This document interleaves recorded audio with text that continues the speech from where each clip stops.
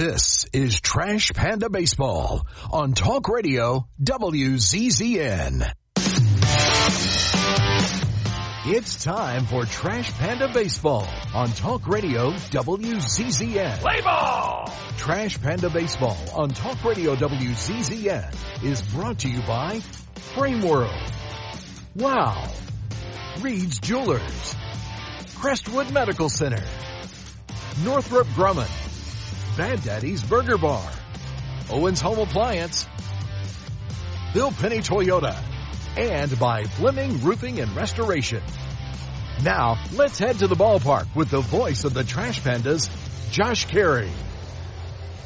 Hello again, everybody, and welcome to another night of Rocket City Trash Pandas Baseball. Josh Carey welcoming you to Covenant Health Park in Knoxville, Tennessee, where today it is Game 4 of a 6-game series between the Rocket City Trash Pandas and the Knoxville Smokies. Back at Mission Control running the boards is Brody Hogan, and this is the pregame show. The Trash Pandas are now down 2-1 in this 6-game series after they were shut out last night by the final score of 3-0. They were held to only one hit in the contest, that being a single by Oscar Colas in the 7th inning, and that was all they could muster for the evening as Connor Schultz led the way for the Smokies. 7 shutout innings with a hit, 2 walks, and 8 strikeouts. And again, Knoxville picks up the 3-run win. With that, Rocket City falls to 44-84 on the season, 20-40 for the second half. Meanwhile, the Smokies are 62-65, 30-29 for the season. Let's go ahead and take you through what happened in last night's ballgame. For the Smokies, they would play their first run in the 3rd inning against George Clausen, who overall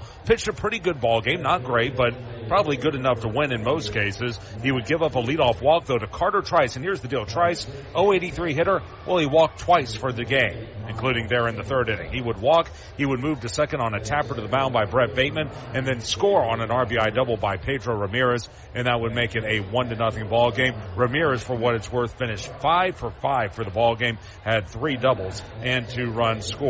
In the 5th inning, the Smokies would plate their second run. Like I said, leadoff double by Ramirez. He would then move to third on a single by Corey Joyce. George Clausen would strike out the next 2 batters he faced. He only needed 1 more out to get out of the inning. However, Jordan Wogu came through with a bloop single into center field, and that would make it a 2-0 ball game as Chris Harris is to my right, really making out with his peach cobbler. It's quite disgusting. In the 7th inning, the Smokies would get their final run, leadoff double again by Ramirez. He would move to third on another single. Then after a walk to B.J. Murray Jr., it was Jake Smith, who, like Clausen, would strike out the next 2 hitters he would face. Bases were loaded with 2 away. That's when Ethan Hearn drew a bases-loaded walk. That forced in Ramirez, and that would make it a 3-0 score, and that would be the score that Knoxville would win by, as, again, Rocket City only 1 hit in the ballgame. Like I said, it was in the 7th inning, and that was really their best chance to do any damage. The Trash Pandas, Ben Goebel was hit with a pitch to lead off the inning. He would move to second on a single on Colas' single after Corey Holland reached on a 5-4 fielder's choice. Runners were at the corners with 2 away before Matt Kootenai struck out looking, and David Calabrese flew out to center. And again, Rocket City wound up losing 3-0. Here were your totals for Rocket City. No runs, 1 hit, no errors. They left 4. Knoxville, 3 runs, 11 hits, no errors. They left 12. Connor Schultz gets the win, like I mentioned. He moves to 1-0 on the season. Clausen, with the loss, he falls to 4-12, but he pitched well, 5 innings, 8 hits, 2 runs, both of which were earned. He walked 2 and struck out 5. The save went to Tyler Santana. It was his 4th of the season. A scoreless 9th inning, no hits, a walk, and a strikeout. Again, save number 4 for him. Time of game, 2 hours and 35 minutes, and the attendance was 6,181. Wink, wink, as again the Smokies defeated Rocket City by the final score of 3-0. We'll take a break on the pregame show. When we come back, we will have part 3 of my podcast interview with Trash Pandas reliever Camden Manassi. That's all coming up right after this as you listen to Trash Panda Baseball on the Trash Panda Broadcast Network and Valley Live. Minutes still matter in an emergency. Chest pain, severe abdominal pain, high fever, and other emergencies often need fast medical care. Crestwood Medical Center is here to take care of you and your family. Learn more at crestwoodmedcenter.com. Hey fans, catch the excitement of minor league baseball with the Bally Sports Live app. Watch your favorite team or scout the top prospects. Every game live all season long. Strike 3! You're out! Plus, stream the Savannah Bananas and emerging fight sports to keep the action going. Best of all, it's totally free. No credit card required. Download the Bally Sports Live app today on your phone or connected device. What am I going to watch? What food am I going to order? Who am I going to unfollow? The internet is full of tough choices, but picking an internet provider isn't one of them. You gotta have good internet. With WOW, you now get upfront surprise-free pricing with Wi-Fi modem included and no data caps. All for only $30 a month. Wow. Restrictions and terms apply. New customers only. Requires auto pay and paperless spelling. Price for internet $300. Subject to change. Taxes and other charges extra.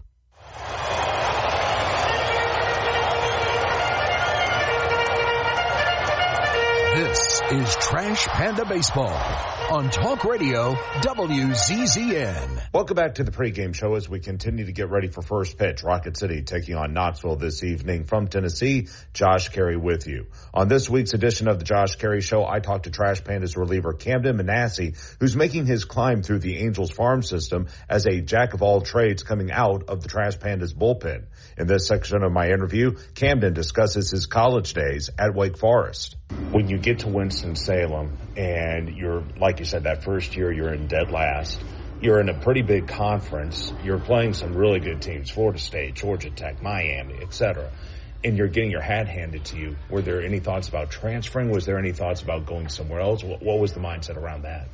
There was never really, for me, it was before the transfer portal was, we always talk about what would it be like today. Mm-hmm. There'd probably be a higher chance of me leaving today with the frequency that guys transfer, and it benefits them more now. Some guys have to leave with NIL and all these different factors involved. But for me, that wasn't really the case. Finished freshman year, I really liked where I was at. Yeah. I didn't really want to leave. We got a new pitching coach and then a new lab assistant, which was basically like a second pitching coach. Sure. And they came my sophomore year, and that was very promising for me, and I loved them.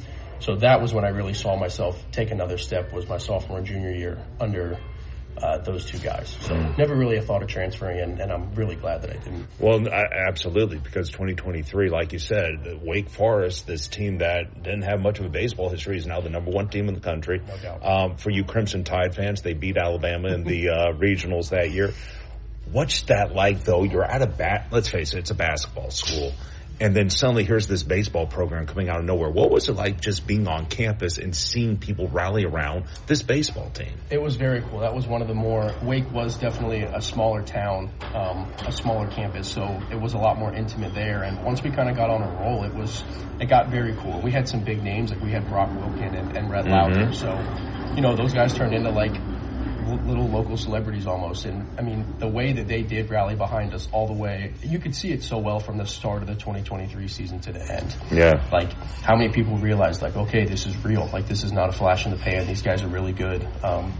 We didn't lose a series that whole year. So we would play a weekend series, we'd win one after another, and we'd sweep a ranked team. And, it's just like, okay, like we're going to have a shot at this. Like, this is not just like a flash in the pan. Yeah. So, when I'll ask you about Red and Brock here shortly, but you got to the College World Series. Mm-hmm. Your first game you get a save. Mm-hmm. Your second game you get the win. Just tell us, what is it like pitching in Omaha that time of year and with everything on the line like that? It was incredible. It was the greatest baseball experience up to date.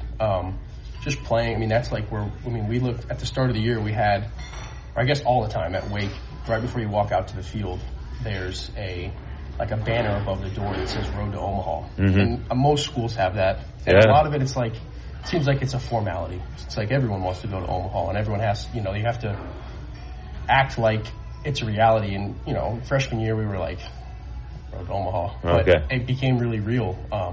And so it was just like you said, you finally got there and stepped out on the field and walked around. And it was just like, wow, this is it. Like, it's a dream fulfilled.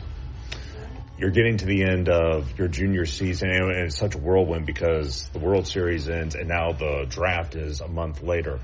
In those final few months at Wake and leading into the draft, what were you hearing? I'm sure you had an agent talking to you. What was that process like? Yeah, we knew. I knew that after my junior year I was going to try and pretty much sign regardless. I figured we kind of knew that would be, there wasn't much of a thought of going back for senior year regardless of something crazy happening.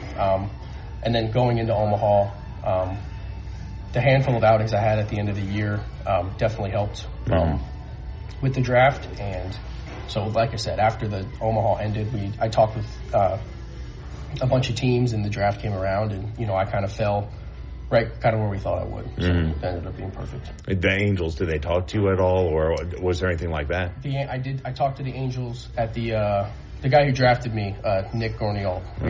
We still keep in contact.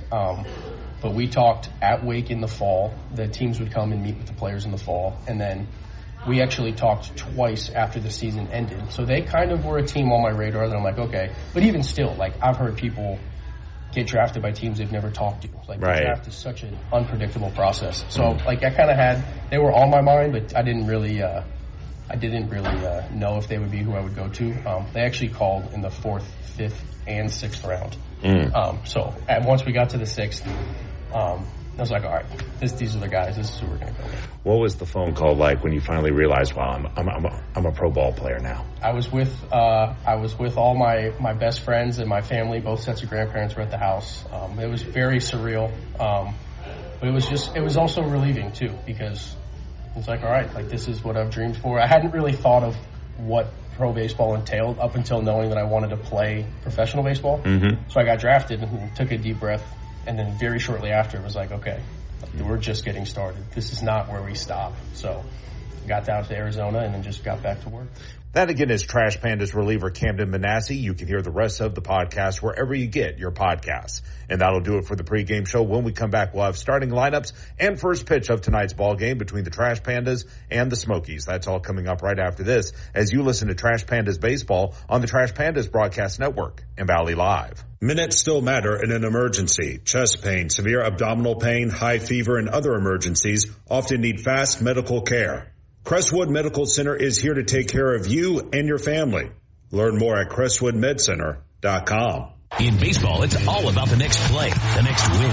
There's no time for distractions or mistakes, and definitely no time for injuries. Top athletes from around North Alabama don't need to be worried about being sidelined. They have the award-winning team from SportsMed on their side with 4 convenient locations. You don't need to be an elite athlete to take advantage of SportsMed top orthopedic surgeons, physical therapy, and imaging services. SportsMed, keeping you off the bench and in the game. They're the only name you need to know for complete orthopedic care. SportsMed, it's where the pros go. Official team physicians of the Rocket City Trash Pandas. Call SportsMed today at 256-881-5151 or on the web at sportsmedalabama.com. SportsMed, keeping you off the bench and in the game. They're the only name you need to know for complete orthopedic care. Northrop Grumman is a proud supporter of the Rocket City Trash Pandas as we team together to make our community strong and viable for future generations. Northrop Grumman is looking for new individuals to help them define the next possible.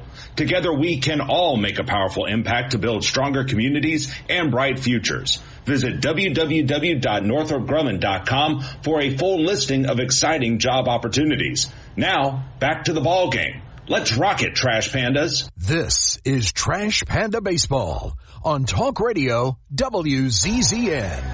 Well, everybody, welcome back to Covenant Health Park here in Knoxville, Tennessee. The Smokies are taking the field, and this ballpark filling up. And one thing I noticed already and noticed with the fans milling around is there's a lot of orange in the stands, more so than usual, as this is the eve of Tennessee's first home game tomorrow. They'll welcome the powerhouse of East Tennessee State, glorified scrimmage, to Neyland Stadium, which is just a tad over a mile away from the ballpark here and the campus at the University of Tennessee.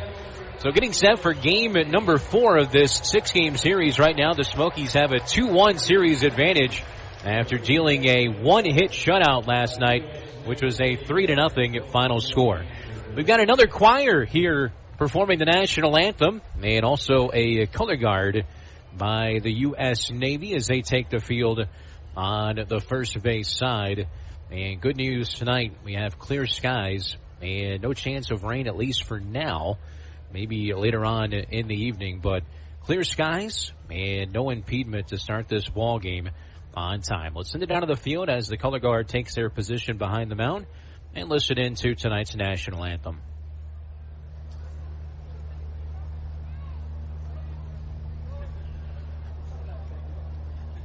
Fans, please remain standing if they don't want to remove veterans may render a hand salute as the Tate School Choir sings our national anthem.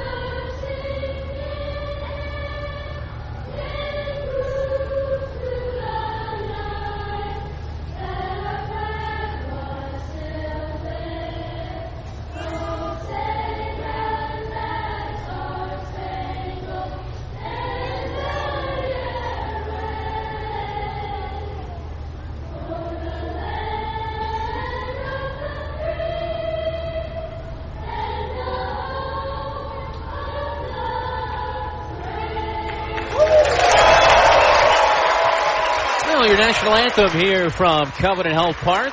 Another well done performance by the choir as the color guard makes their way out the field. Let's pause 10 seconds for station identification.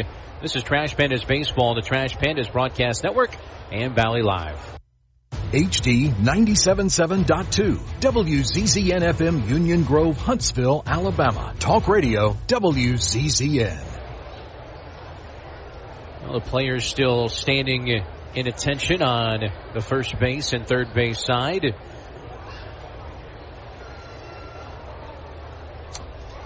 They're all dressed in white, aren't they? I guess that's part of the Navy thing, huh? Yeah, that's the Navy uniform, Josh. Good to know. Yep. And they make their way off the field, I think. It's kind of hard for us to tell, Chris, because they got this platform right in front of us that blocks us from the first base dugout, but everyone's munching into their hot dog, sipping into their beer. Yeah. I think we're ready to go. All right. Let's take a look at your starting lineup for tonight's ballgame. We'll start first with the Rocket City Trash Pandas. Of course, your AA affiliate of the Los Angeles Angels, managed by Andy Shatchley, come in overall 60. They come in overall 44 and 84 and 20 and 40 in the second half. Leading off and playing center field is David Mershon, batting second. And playing left field, moving up a spot in the order, is Oscar Colas, hitting third and playing third base.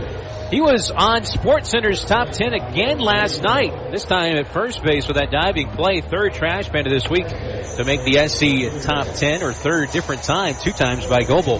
Batting cleanup, playing first base, Ryan Nicholson. Hitting fifth, the DH Matt Kootenai. Batting sixth and doing the catching is Miles Emerson. Hitting seventh, playing right field, is David Calabrese.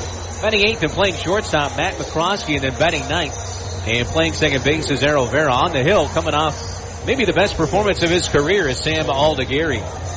For Knoxville, AA affiliate of the Chicago Cubs, 62 and 65 overall, 30 and 29 in the second half. They're managed by Lance Reimel. Leading off and playing left field, top of the order today for Jordan Wogu. Batting second, playing second base is Pedro Ramirez. Batting third, their shortstop is Corey Joyce. In the cleanup spot, playing third base, the RBI leader in the Southern League, that's B.J. Murray Jr. with 82. He bats cleanup. Hitting fifth, their first baseman, Pablo Aliendo. Hitting sixth, the DH Andy Garriola. Batting seventh and doing the catching is Casey Opitz. Batting eighth and playing in right field is Jalen Palmer. And then wrapping up the lineup and batting ninth is center fielder Carter Trice. On the mound for the Smokies, a guy we've seen just a few times this year, the veteran right-hander Grant Kipp. He's been one of the league's top pitchers this year, and he toes the rubber for the Smokies. Smokies, Trash Pandas, Game 4 of this 6-game series, our final road trip of the season. And for the play-by-play action, here's Josh Carey. Okay, Chris, thank you so much. Boy, the fur really flies when these two get together, especially with nothing on the line. But we'll make the most out of these next 3 games. The fur really flies. Yeah. Well, I mean, it's a That's true. Raccoons against bears, that's right? True. Yeah, you're right. The fur really flies. But again, not a whole lot on the line except pride over these next 3 days. Let's see what the Trash Pandas can do as David Mershon stands in to lead things off. 145, a homer, and 9 RBI. The first pitch is a fastball high and away. It's 1-0, and first pitch is at 7:04 local time. 6:04 back in the Tennessee Valley. 72 degrees at first pitch. Next offering. There's a ball. The slider misses down and in. It will go to 2 balls and no strikes on the left-handed hitter. Mershon 2 of 11 for the series. Chris talked about the weather, that system that's supposed to arrive tonight. It keeps getting pushed back, so that's a good thing. As the next offering, a cutter down and in. 3 balls and no strikes. And tomorrow, earlier in the week, Saturday looked like it was going to be a washout, but things are slowly but surely getting better on that front. So we'll see what happens. Sunday looks gorgeous. As the next pitch down and in, that'll be ball 4. Missed with another cutter, a 4-pitch walk to Mershon. Good start to the ball game, and 1 man on with no one out for Oscar Colas. Here's the defense for the Smokies, left to right. Wogu, Trice, and Palmer. Third to first, Murray, Joyce, Ramirez, and Aliendo. Behind the plate, Opitz, and again on the hill, Grant Kipp. 6 and 7, a 4.23 ERA. He has been with Knoxville all season long. He's out of Yale as Colas stands in. And the fastball, there's a strike as Oscar was taken all the way. It will go to 0-1. Colas, 215, 13 homers, 43 RBI. They move him up to the 2 spot, trying to add a little more pop at the top of the lineup. Off the line at third is Murray. Here's the 0-1. Fastball high and away. 1 ball and 1 strike. It also gives Ben Goebel a chance to move down to the number 3 slot, as that could be a position he plays in, at least in terms of the batting order, moving forward in his professional baseball career. Colas ready to go. Kipp will come set. Here's the 1-1. That one hit hard off the glove of the first baseman. Trickles into right. Can they throw him out? Yes, they can. What a play.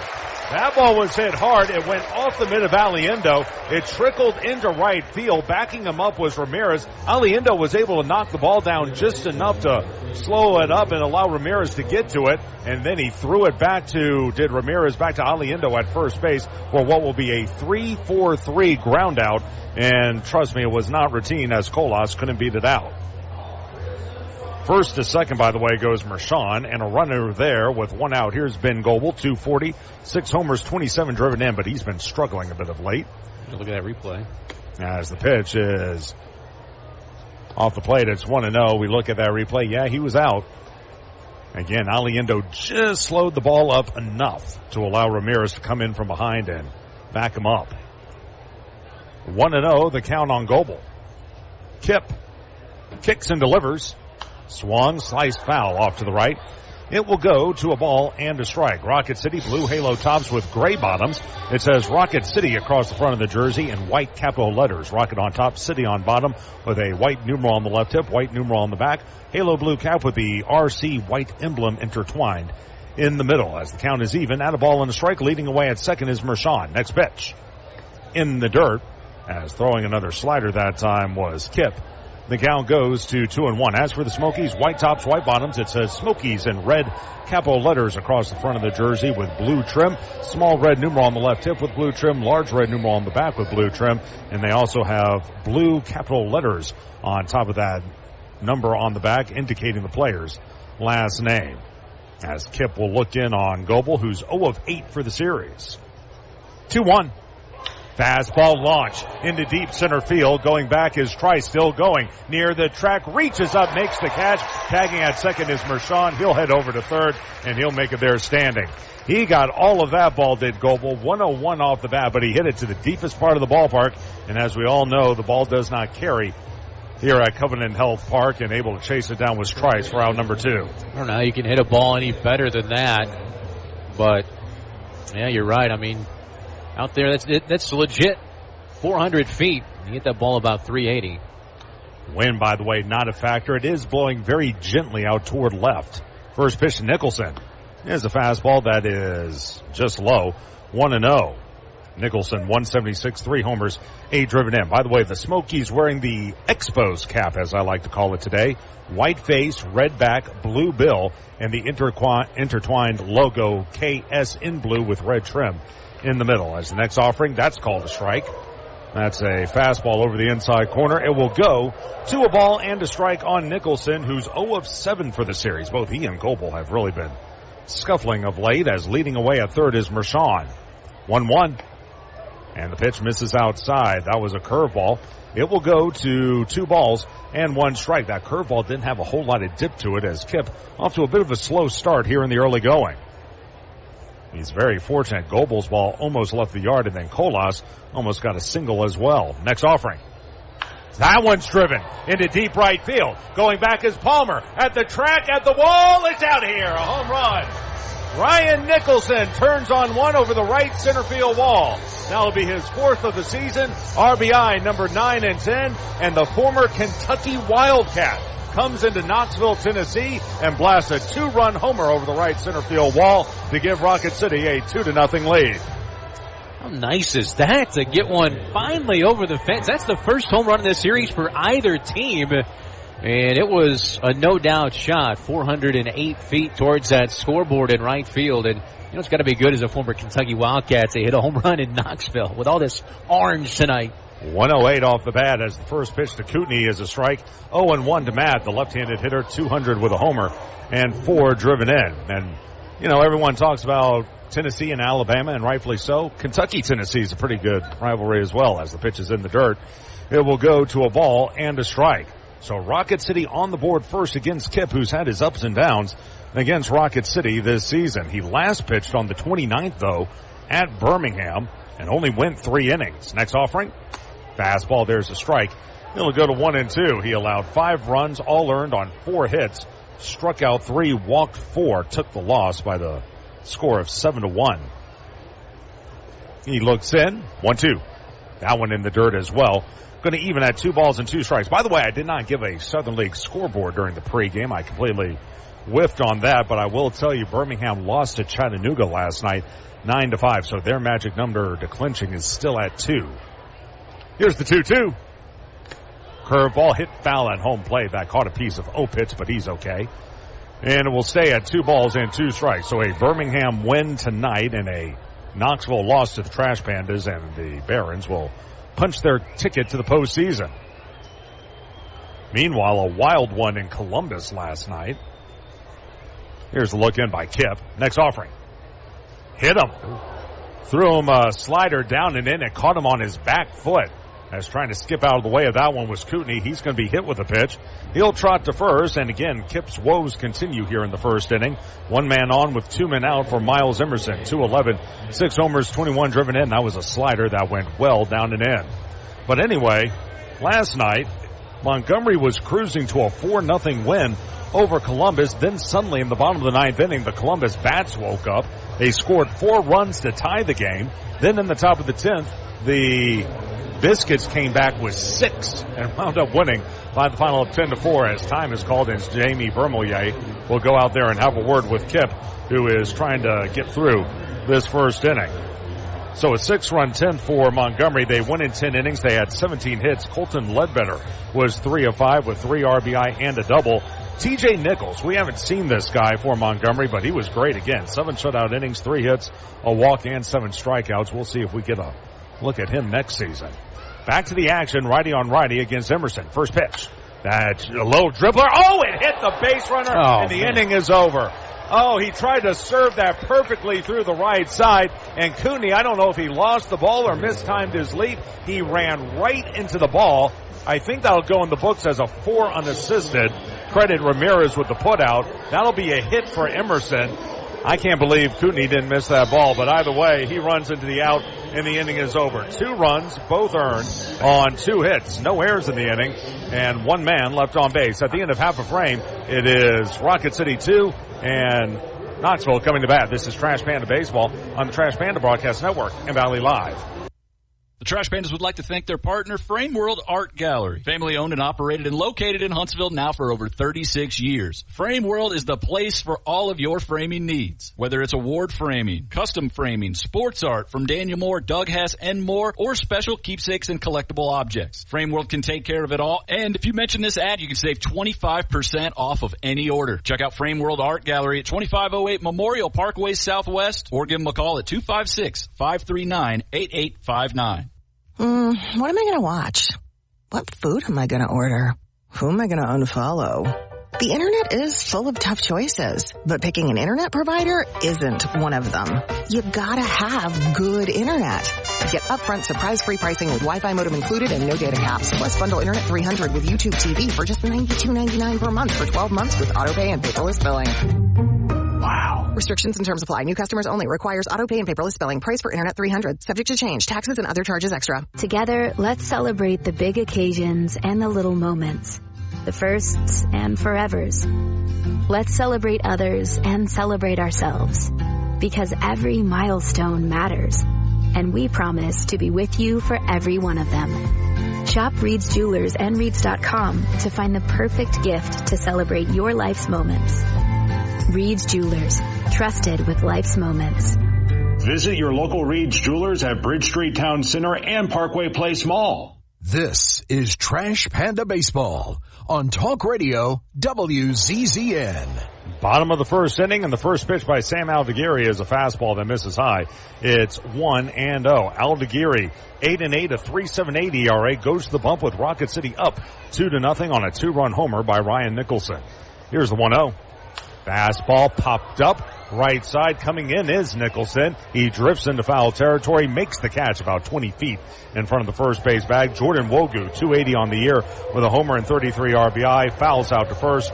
One away for Pedro Ramirez. Wogu playing left, hitting second. Playing second is Ramirez. In the 3 position at short is Corey Joyce. BJ Murray bats cleanup. He is the third baseman. Pablo Aliendo in the 5 spot. He's over at first base. Andy Garriola will hit 6 and be the designated hitter. Casey Opitz with his second start of the series. He'll bat 7th and do the catching as the fastball catches the inside corner. 0-1. Jalen Palmer will bat 8th and play right. Hitting 9th is Carter Trice. He is the center fielder as the look in by Aldeguerri. Next pitch. Fastball roped foul down the right side and out of play. 0-2 as Aldeguerri quickly ahead in the count. By the way, your umpires for tonight's game, behind the plate calling the balls and strikes is Garrett Nelson. At first is Josiah Shepard. And your third base umpire is Justin Juska. As the right fielder Calabrese jogging down there to get the loose baseball. Again, 2-0. We looked at the replay on that final swing by Emerson as the pitch is bounded to short. In on 2 hops. Up is McCroskey. Throw to first is in time. 2 quick outs in the first inning for Corey Joyce. 277, a homer, and 30 runs driven in. Beautiful job by McCroskey trying to go to the off field on a hit and run. It is scored a base hit, but it would have been a perfectly executed hit and run. It just looks like the runner from first, Kootenai, didn't know where the ball was, and he wound up running right into it, and he's out on the play, 4 unassisted. So 2 out, no one on base. Here's Corey Joyce, lefty on righty, and the first pitch cut through and missed.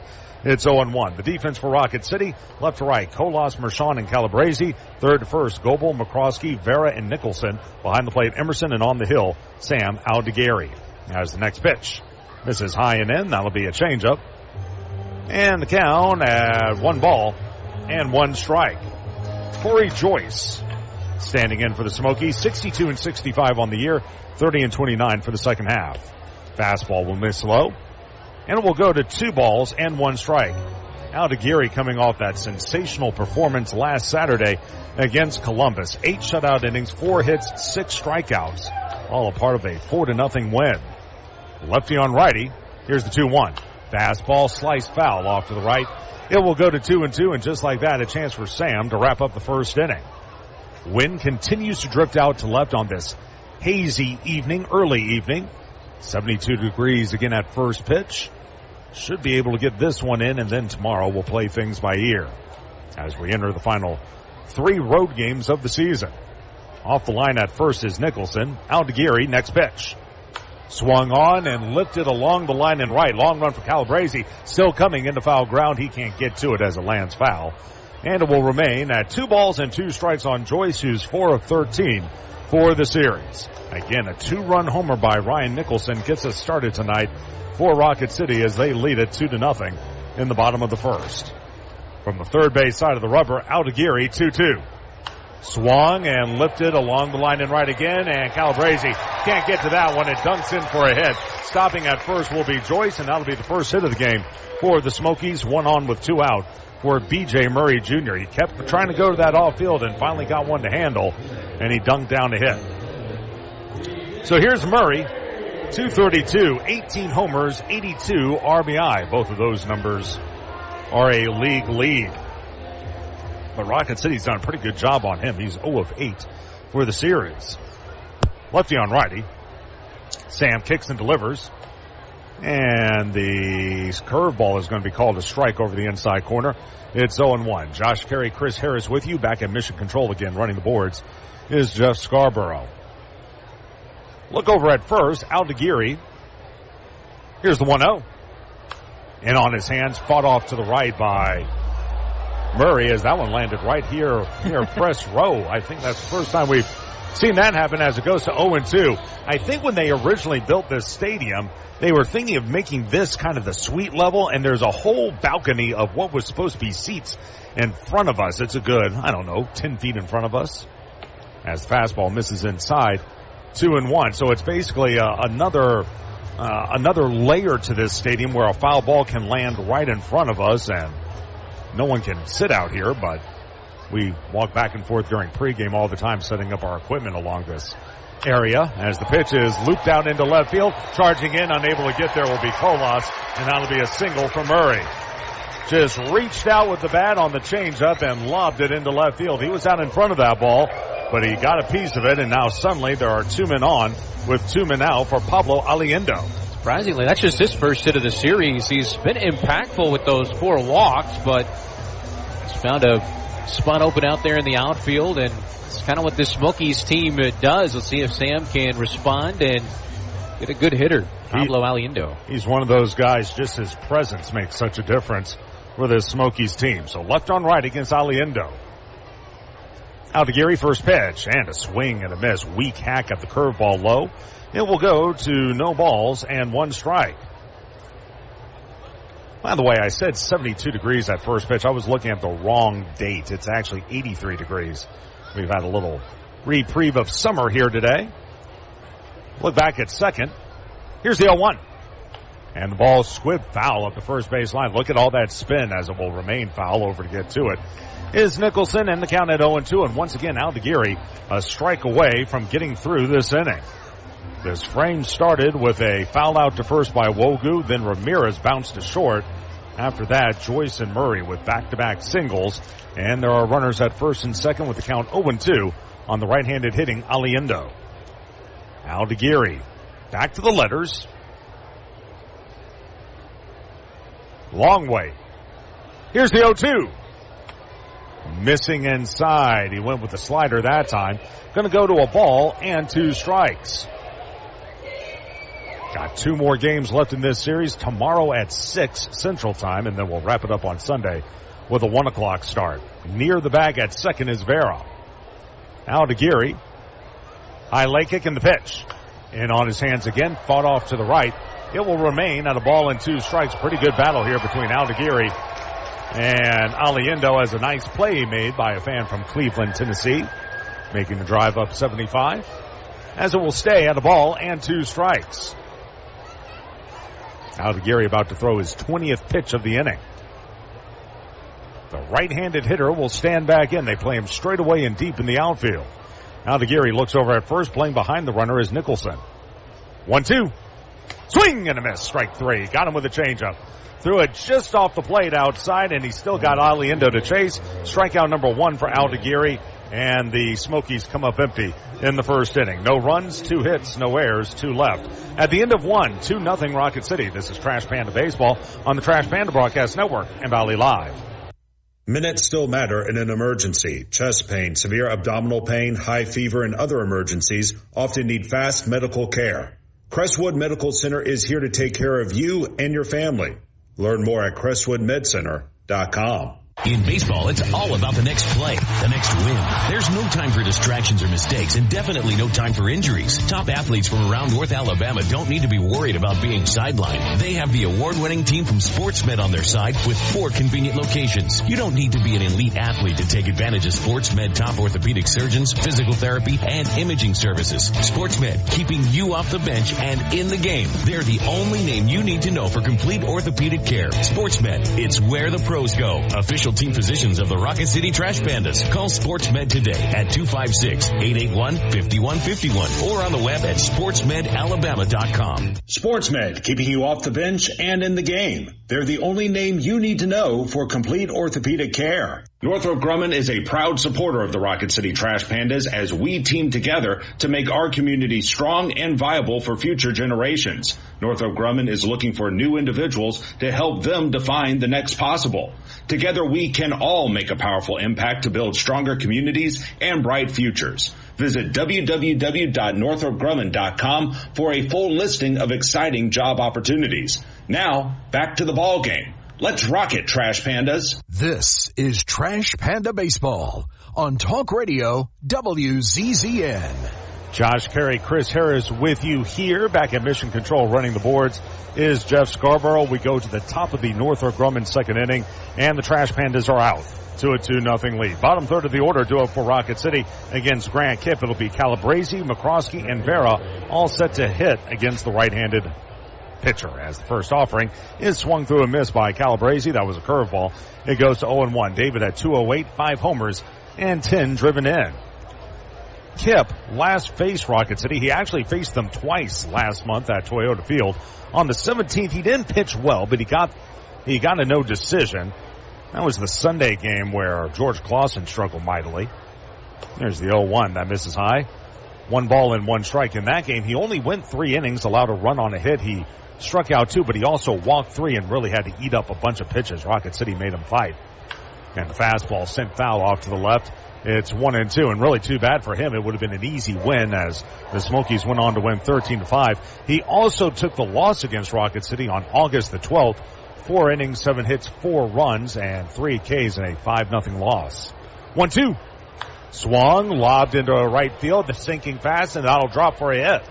David Calabrese with his first hit of the series as he sends one into right field. That was a curveball at 81, and he lobbed it in front of Palmer for his first hit of the game, hit number 3 for Rocket City, and 1 on with no one out for Mac McCroskey, 172 with no homers and 13 driven in. He's been the guy that had the most success against Kipp. That's his 4th hit in 9 at-bats. He had a home run, 2 RBIs coming in. Righty on righty. And squaring above McCroskey, hits it in the air, caught, and back to first goes Calabrese. He hit that way too hard, and the first baseman, Aliendo, ranged to his right by about 2 or 3 steps, made a backhanded snare on the fly, and good base running by Calabrese as he raced back to first base. So that'll be a bunt that goes P3, a pop-up on the bunt. 1 away, runner at first. Here's Errol Vera, 152 with a homer and 4 driven in. Right against left, playing up at third is Murray. Holding the runner at first, Aliendo. Here's the set. First pitch to Errol. That misses down and in, a cutter. It will go to 1 ball and no strikes. By the way, that home run by Ryan Nicholson, and thank you to Chris Harris, statistician nerd, for this bit of information. Proudly. 40th home run for Rocket City since July the 1st. That is the most in the Southern League, trailing only Pensacola. And this is a year where, frankly, the home run has been hard to come by. Throw to first back in time was Calabrese. Now the first pitch to Vera, hit foul off the catcher. Pitch into the backstop. He's okay as the count evens on a ball and a strike. By the way, Kipp, this was the guy who gave up 5 home runs to Rocket City on July the 3rd. That was the game where Oscar Colas had 3 home runs. I remember Travis Blankenhorn had 1, and Josh Crouch had the game winner in the 8th inning. That was Independence Day for us. As the pitch misses high and away, 2 balls and a strike. He missed with another curveball. So 2-1 the count. And when I say Independence Day for the Trash Pandas, we had to come up here on July 4th and play the Smokies at their spot. Set again. 2-1. And a swing and a miss. Threw him a slider that time. Over the outside corner. Pretty nice pitch by Kipp. It will even at 2 balls and 2 strikes. He faced the Trash Pandas in this ballpark on May the 4th. Took the loss 6-3 after giving up 4 runs on 8 hits over 5 innings. Next offering just missed outside. Another curveball. It will run to 3 balls and 2 strikes, and then he also faced the Trash Pandas at Toyota Field on April the 9th. That was his best outing against Rocket City. 5 shutout innings, 7 strikeouts, 1 walk, and a 6-1 victory. The set again. And a quick move over to first, and Calabrese back standing. David is 11 of 14 in the stolen base department. We'll see if they put him on the move. Again, 2-0 Rocket City on a 2-run homer by Ryan Nicholson. Vera will dig back in. Open stance for him. Off the line at third is Murray. Next offering. Runner does go. Pitch bounded right side. Great range to his right. Backhand stab by Aliendo. The first baseman runs to the bag in time for the second out. Good defensive play by Aliendo. He came off the bag as the pitch was delivered and then continued moving to his right a couple of steps to make the backhand snare, ran back to the base as Calabrese had already taken off for second. So a runner at second with 2 away. We go back to the top of the order, and David Mershon, who drew a walk to lead off the ball game, came in to score on the Nicholson home run. Kip is a 6-pitch pitcher. Fastball, sinker, has a cutter that's called a gyro. As the first pitch is fouled straight back, it's 0-1, a sweeper, a curveball, and a changeup. Named the Southern League's Pitcher of the Week, April 7th through the 13th, due to that impressive performance against Rocket City on the 9th. Mershon ready to go. Leading away at second, Calabrese. The kick and delivery. Fastball fouled straight back again by Mershon. It'll go to 0-2, and just like that, a chance for Kip to wrap up the Northrop Grumman second inning.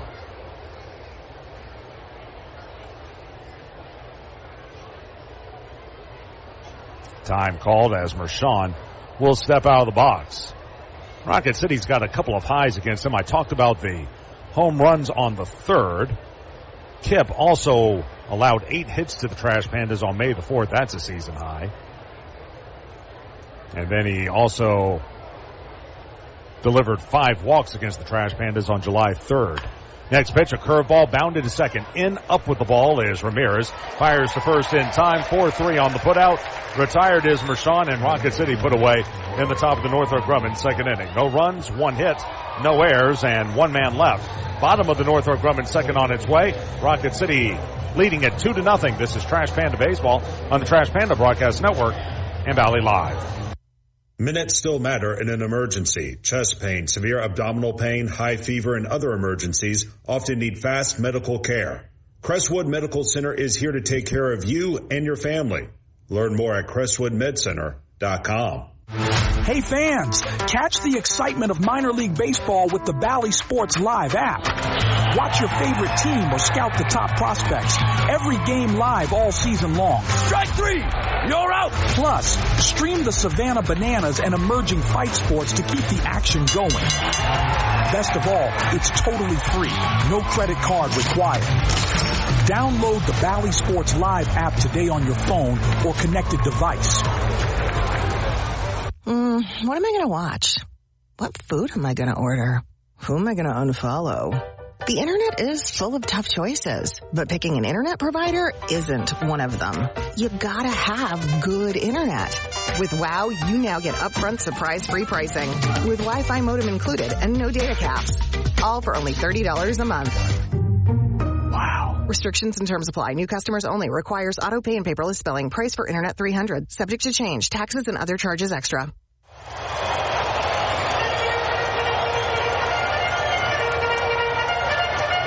This is Trash Panda Baseball on Talk Radio WZZN.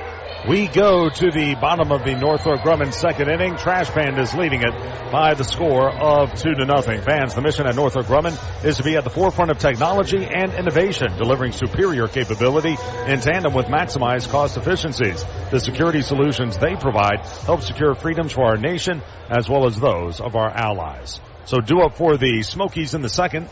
First pitch is lobbed down the left field line and deep, going back on it. Colas, he looks up. That one is foul.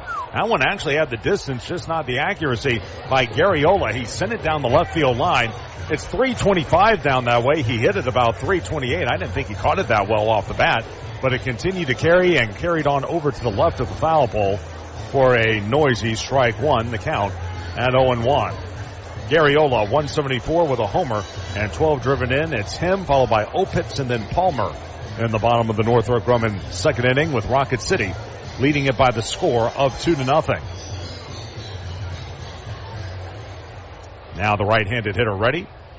Next pitch, in on his hands, a little flare into center, charging in, Calabrese dives, makes a wonderful catch, and I beg your pardon, that was Mershon, who came charging in and made a sliding catch coming toward the infield. My goodness, could that be another top 10 play? We've already had 3 this week. If you missed the news earlier, Ben Goebel's diving backhand stab off a line drive last night made SportsCenter's top 10. He also made the top 10 on Tuesday. And Mac McCroskey did it on Sunday. We might have another one here tonight. Oh. As the first pitch is a strike, 0-1. And my cohort here just looked at the replay on MILB.TV, and the Smokies folks are right now interviewing someone. We do the same thing. I can't complain. As the next pitch is inside, it'll go to 1-1 on Opitz, who's hitting 174 with a homer and 12 RBI. That's one of those sponsor interviews. So 1-1 as Aldeguerri winds and fires, and the fastball down and away. 2 balls and a strike. Opitz 195, 3 homers, 23 driven in. Well, while we have a moment here, we want to send along some not so encouraging news involving the Angels family. As looking in is Aldeguerri. 2-1. Fastball ripped along the line and right. That'll tail foul out of play. And go to 2 balls and 2 strikes. This just released by the Angels media department about 10 minutes ago. And there's a prospect down at High A Tri-City. His name's Rio Foster, who's having a tremendous season, I should mention. Here's a look in, the 2-2. Hit foul straight back to the screen. It stays even at 2-2. And I'll read you the quote verbatim. Earlier today, the Angels organization learned that Rio Foster, a member of our Tri-City affiliate, was a passenger in a serious car accident in Richland, Washington. Here's the look in, and the 2-2. Swung and drilled into deep center, but going back on it is Mershon. He'll drift to his left into right center field and make the squeeze. That'll be the second out of the Northrop Grumman second inning. Much easier play for Mershon. 2 away for Jalen Palmer, who's hitting 234 with 7 dingers and 32 driven in. Rio is currently receiving medical care at a local hospital and remains in critical condition. We ask that the entire Angels community joins our organization in keeping Rio and his family in their hearts during this difficult time. So we'll keep you up to date on that as soon as we know anything. The pitch is called a strike over the inside corner to Jalen Palmer. It's 0-1. But Rio, that was a name I had heard a couple of years ago when he was down in the Dominican. Next pitch is low. And that will even up at a ball and a strike. I didn't realize this, but he was actually born in Athens, Georgia. Went to a JUCO in South Carolina as the next pitch is swung on and missed. That was a changeup. Full badly on it was Palmer. It will go to 1-2 and a chance for Aldeguerri to end the inning. This year at Tri-City in 93 games, he was batting .267 with 10 homers and 40 driven in. Next pitch is in the dirt, and now even the count at 2 balls and 2 strikes. Last year he split time between the Complex League and Inland Empire, and across 76 games he hit .301. So this was a guy who was on his climb through the system. The look in, Aldeguerri with the 2-2. Called strike 3. That was a slider that was stayed high. Unable to pull the trigger was Palmer. He's rung up. Strikeout number 2 for Aldeguerri. And 1-2-3 go the Smokies in the bottom of the Northrop Grumman second inning. At the end of 2, it's 2-0 Rocket City. This is Trash Panda Baseball on the Trash Panda Broadcast Network and Valley Live.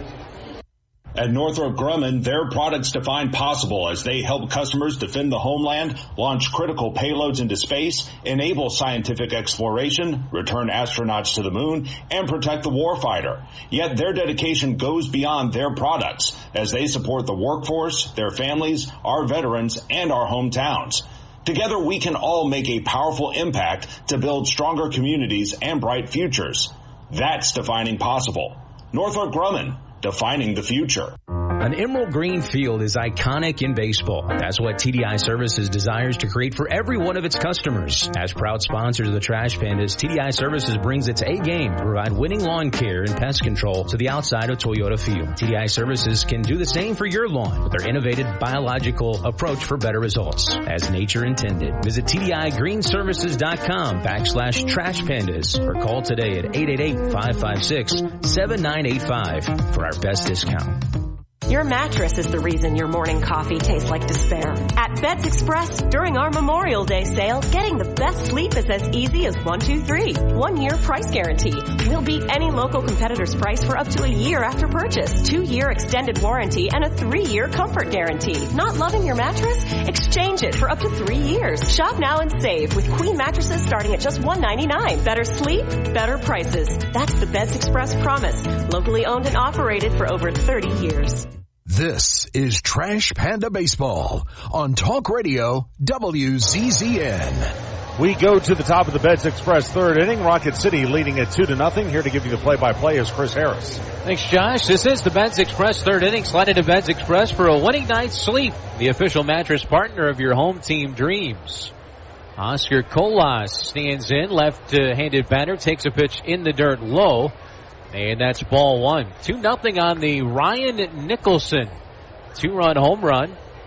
Finally, somebody left the yard in this series as Colas takes a fastball for a high strike that time at 92. Grant Kipp, 5 no-hit innings in his season debut.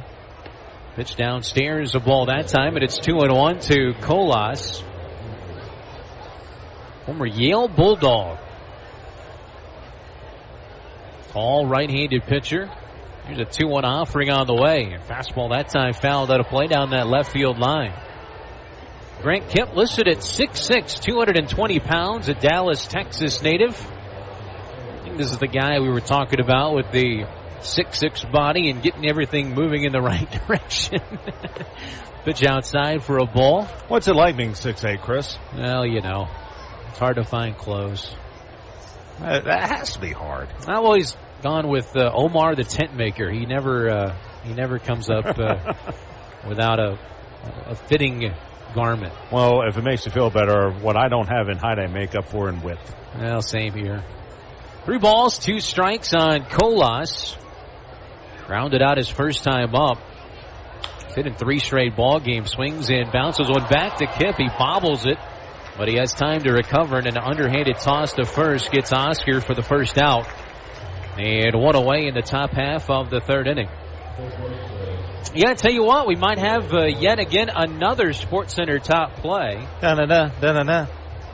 You know, I'm taking nothing away. Those were 3 unbelievable plays, but I think the Trash Pandas brand is certainly playing a huge factor in that as well. I think the SportsCenter anchors are having a ton of fun with whenever they hear the Trash Pandas. Yeah, they just love saying the name. They're having a battle over whose favorite team they actually are in their studios. Breaking ball downstairs that time, and it's 1-1 on Ben Goebel, who's had 2 of them. He had the nice play on Tuesday at third base, and then the diving play yesterday at first. The 1-1 pitch, Tapper foul. And actually, that one last night was number 7. That was the highest of the 3. So this year we've had 4 SportsCenter top 10 plays and 1 SportsCenter not top 10 play. And that was thanks to our former intern, Kaysen, getting swallowed up by the tarp. 1-2 pitch. Swinging a bouncer back off the umpire foul. A ball and 2 strikes. Kaysen is now a freshman at Wake Forest. Hope he's taking it easy this Friday evening. And another NFL game today, I believe. Yeah, it's now in Brazil. It's on YouTube. 1-2 pitch on the way. Swing and a miss. He blows a fastball by him at 93, and that one was off the plate. That is the first strikeout for Grant Kipp. Got into trouble in that first inning. You could just tell he got out to a slow start. He walked the leadoff man. When you walk that leadoff man, you're dancing with trouble. And a 2-run home run by Ryan Nicholson, who stands in here. And the first pitch to him is over but low for ball 1. By the way, playing tonight in that NFL game are the Kansas City Chiefs, who are led by Taylor Swift's to-be husband. 1-0 pitch downstairs for a ball. Thought that was you. Well, things just didn't work out. That's not my type. Not my type, Chris. You were the inspiration for the song Shake It Off, right? That was the inspiration for a lot of her songs. 3 balls, no strikes on Ryan. He's kind of pitching around him here. That one down and in. All I'm going to say for Jason is this. Have your affairs in order. 3-0 pitch. Well, Jason's his brother. You're talking about Travis. Travis, sorry. I don't keep up. Jason's crazy. Well, so is Travis. He's marrying her. That's true. 3 balls and a strike, the 3-1 to Ryan. Swinging a hot shot grounder to the right side of the infield. Second baseman, though, is there. And on a bounce, Ramirez fields it, throws out Nicholson. And that's a 1-2-3 inning for Grant Kipp for the first time here tonight. As Rocket City, they lead it 2-0 after 2.5. On we go to the bottom of the third inning. Trash Pandas baseball on the Trash Pandas Broadcast Network and Valley Live. Crestwood Medical Center is committed to keeping patients safe, so please don't delay in getting treatment when you need emergency care. Visit CrestwoodMedCenter.com to see what they are doing to keep you safe. In baseball, it's all about the next play, the next win. There's no time for distractions or mistakes, and definitely no time for injuries. Top athletes from around North Alabama don't need to be worried about being sidelined. They have the award-winning team from SportsMed on their side with 4 convenient locations. You don't need to be an elite athlete to take advantage of SportsMed top orthopedic surgeons, physical therapy, and imaging services. SportsMed, keeping you off the bench and in the game. They're the only name you need to know for complete orthopedic care. SportsMed, it's where the pros go. Official team physicians of the Rocket City Trash Pandas. Call SportsMed today at 256-881-5151 or on the web at sportsmedalabama.com. SportsMed, keeping you off the bench and in the game. They're the only name you need to know for complete orthopedic care. As proud sponsors of the Trash Pandas, TDI Services delivers professional lawn care, mosquito and flea tick control around Toyota Field, creating a winning lineup of lawns at homes across Huntsville and Madison County. TDI Services pledges home run lawn care and pest service with our innovative biological practices, using fewer chemicals as nature intended. Visit TDIGreenServices.com/Trash Pandas or call 888-556-7985 to transform your lawn and save. This is Trash Panda Baseball on Talk Radio WZZN. Here we go to the bottom half of the third inning from Covenant Health Park in Knoxville, Tennessee. Lots of orange around. Either it's a trash collecting convention or there's a Tennessee game tomorrow. Maybe both. Could be both. Pitch is in there for a strike. Could be inmate day here at the ballpark. Well, inmates. That's what Montgomery does. Yeah. Carter Trice with a strike to him from Sam Aldegari. The left-hander winds and fires and swings over the top of a good changeup that time at 83 miles an hour. He's ahead 0-2. Tell you what, it was a lot of fun to watch Sam in his last start. That 4-0 shutout against Columbus back on Saturday, last Saturday at home. Here's the 0-2. Swing and a miss. Good morning, good afternoon, and good night, Carter Trice, as he is quickly deposited, and that is out number 1. And the strikeout for Aldegari. That's how we start this third inning. Bottom half of the third. You know, we were talking about Taylor Swift. Yep. Last inning. I got kicked out of one of her concerts. Boy. A line drive down the left field line. That's a fair ball off the bat of Jordan Wogu. Going to get it. Kolas spins, throws to second base. The throw's not in time. And Wogu's in there with a sliding double. So Wogu went down to get this fastball at 94. And that is the first extra base hit of the ball game for the Smokies. Want to know why I was kicked out? Why were you kicked out of a Taylor Swift concert? Because they knew I was trouble when I walked in. He's here the rest of the weekend. I am.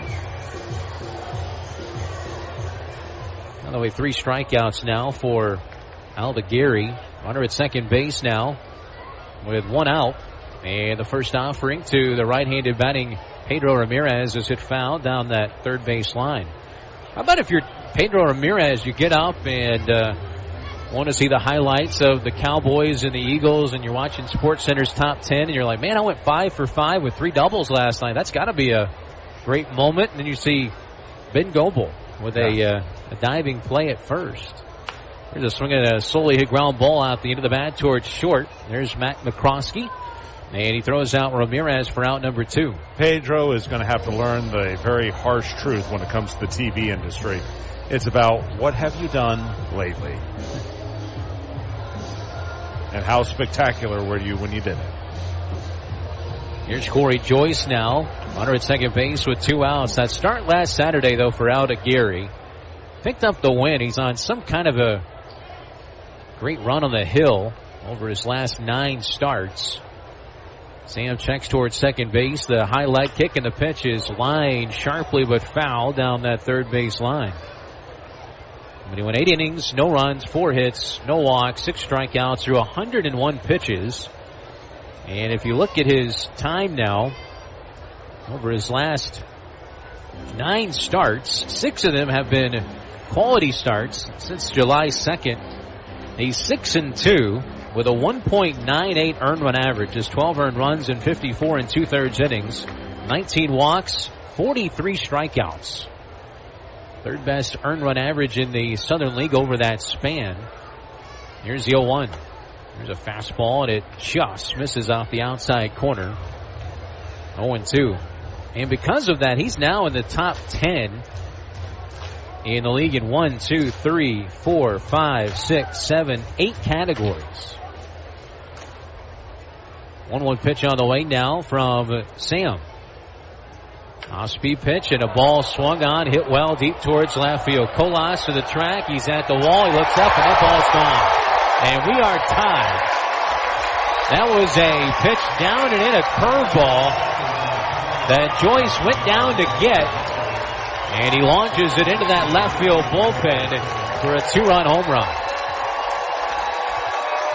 So let's get this straight. We haven't seen a home run all series long. And now we have 2 in the first 3 innings, and that was actually a pretty good pitch. Curveball down and in. It was on the plate, but just barely, but able to get around on it was Joyce as he sailed it over the left field wall. Those right-handed hitters love that pitch in that spot, especially if you're looking at potentially for a curveball. Man, that is home run for Joyce, number 2 on the year. RBIs, number 31 and 32, and we got ourselves a new ball game thanks to the home run ball. So Joyce goes yard. And B.J. Murray takes a called strike 2. It's 0-2. He singled his first time up. Did Murray. That was his first hit of the series as he takes a pitch for a ball, and it's 1-2. You got to put that behind you if you're Sam Aldegiri. First run he's allowed since his start back on August the 24th. There's a check swing, and he takes a pitch low. The slider that time. On the appeal, he says no swing. Home run, the 12th allowed by Aldegiri this year. 2-2. Swing and a line drive past the second baseman, Vera, and into right field. That was a great piece of hitting by Murray, as it was a pitch just off the outside corner, another changeup, and he shot it the opposite way. He's now 2 for 2, and that's 3 of the last 4 Smokies batters that have hit the ball hard.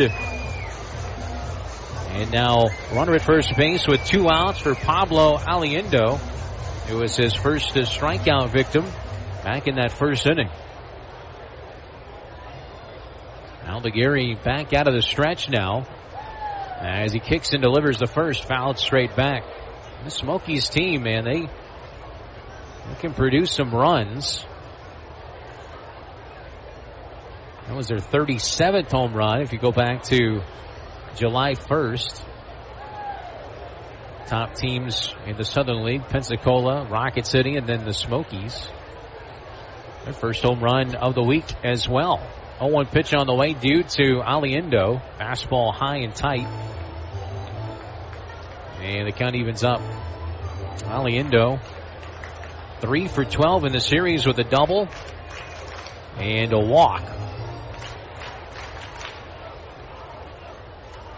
Sam kicks and is next. A swing and a miss.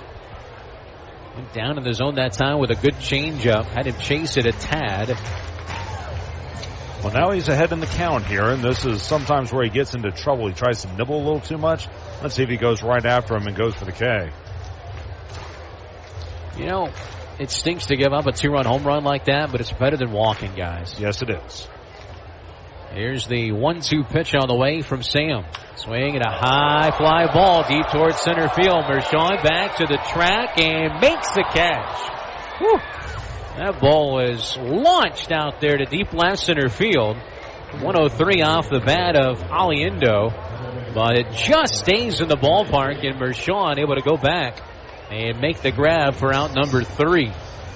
In the inning, though, they get 2 runs on 3 hits, a 2-run home run off the bat of Corey Joyce, and they'll strand 1 runner on base after 3 complete. We're all square. It's 2-2. Trash Pandas and the Smokies. This is Rocket City Trash Pandas Baseball on the Trash Pandas Broadcast Network in Valley Live.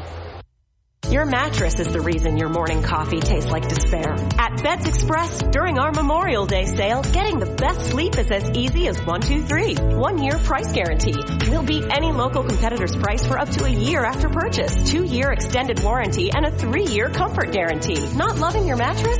Exchange it for up to 3 years. Shop now and save with queen mattresses starting at just $199. Better sleep, better prices. That's the Beds Express promise. Locally owned and operated for over 30 years. The Trash Pandas would like to thank their partner, Frame World Art Gallery. Family owned and operated and located in Huntsville now for over 36 years. Frame World is the place for all of your framing needs. Whether it's award framing, custom framing, sports art from Daniel Moore, Doug Hess, and more, or special keepsakes and collectible objects. Frame World can take care of it all. And if you mention this ad, you can save 25% off of any order. Check out Frame World Art Gallery at 2508 Memorial Parkway Southwest, or give them a call at 256-539-8859. Together, let's celebrate the big occasions and the little moments, the firsts and forevers. Let's celebrate others and celebrate ourselves, because every milestone matters, and we promise to be with you for every one of them. Shop Reed's Jewelers and Reeds.com to find the perfect gift to celebrate your life's moments. Reed's Jewelers, trusted with life's moments. Visit your local Reed's Jewelers at Bridge Street Town Center and Parkway Place Mall. This is Trash Panda Baseball on Talk Radio WZZN. Back here at Covenant Health Park in Knoxville, Tennessee. It's a football weekend in Knoxville. The Volunteers play tomorrow here. First pitch is a strike over the inside corner to Matt Kootenai, who leads things off. Tennessee plays the mighty powerhouse of East Tennessee State. 0-1 pitch. Sails a bit high. And it's a ball and a strike.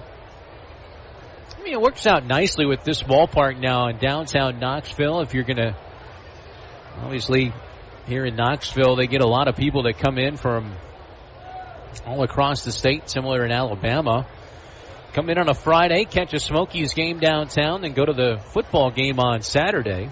2-1 pitch is smacked on the ground. Just fair. Wow. He called it a fair ball. Kootenai heading towards second base. He may try for 3. Takes a turn, and he'll hold on there off the bat. I didn't think that had a chance to be a fair ball, but it was called fair by our first base umpire down there, Josiah Shepard. Can't wait to take a second look at this one. But it was a hot shot down that first base line. The camera couldn't even keep up with it. No argument, really, for the Smokies. And Kootenai with another extra base hit, his second of the series. Chance to retake the lead now with that runner in scoring position. Grant Kipp misses down and away with a ball. And it's 2-0 on, or rather 1-0 now on Miles Emerson. The ball got down into that right field corner. The wall that jettisons out, it's not near as close to the line where the stands merge towards that left field and right field lines that it is like at Toyota Field or in most ballparks. You got about 20 feet or so of room, but it got down that right field line into the corner and dug out by Jalen Palmer. Here's a 1-1 pitch now on Miles Emerson. Off-speed pitch, and he got him fooled with that curveball. Swing and a miss. Emerson singled off of Kootenai his first time up. A ground ball right side of the infield, and Kootenai was trying to go from first to second base, and he ran into the baseball. 1-2 to Miles is a little bit high. 2-2. That Tennessee football game tomorrow here is at 3:30. Of course, the baseball game is at 7 o'clock. So, as it ends, this one will probably be starting. Pitch is down and away. A full count now on Emerson at 3-2.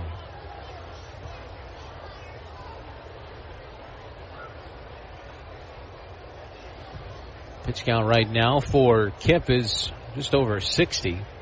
Here's a 3-2 payoff pitch. Off-speed pitch, grounded softly back up the middle. That'll at least get the runner to third base. So a nice job by Miles Emerson as Pedro Ramirez, the second baseman, gloves it and throws out Emerson for out number 1. So you got a runner on the doorstep at third and an RBI chance here for Calabrese, who singled his first time up. Well, definitely a good response after being held to just 1 hit last night. You've got 2 runs on 4 hits over the first now 4 innings, or 3+ innings. So a good response. Calabrese swings and hits one right back to the pitcher. Kip throws to third, and that's a double play. Wow. That was a liner right back to him. He jammed him a bit, and Kip didn't have to move a muscle on a quick little liner or blooper right back to him. And he turns it into a 1-5 line out double play. Wow. That's the luck sometimes that you have. No runs, 1 hit, no one left on base. Go to the bottom of the 4th inning, still tied at 2 here in Knoxville. This is Trash Pandas Baseball on the Trash Pandas Broadcast Network in Valley Live. You've got to experience Toyotathon at Bill Penny Toyota. They've got the selection with over 700 new Toyotas to choose from. And they've got the extras with Bill Penny perks and a 10-year unlimited warranty. So get on over to Bill Penny Toyota today and experience Toyotathon.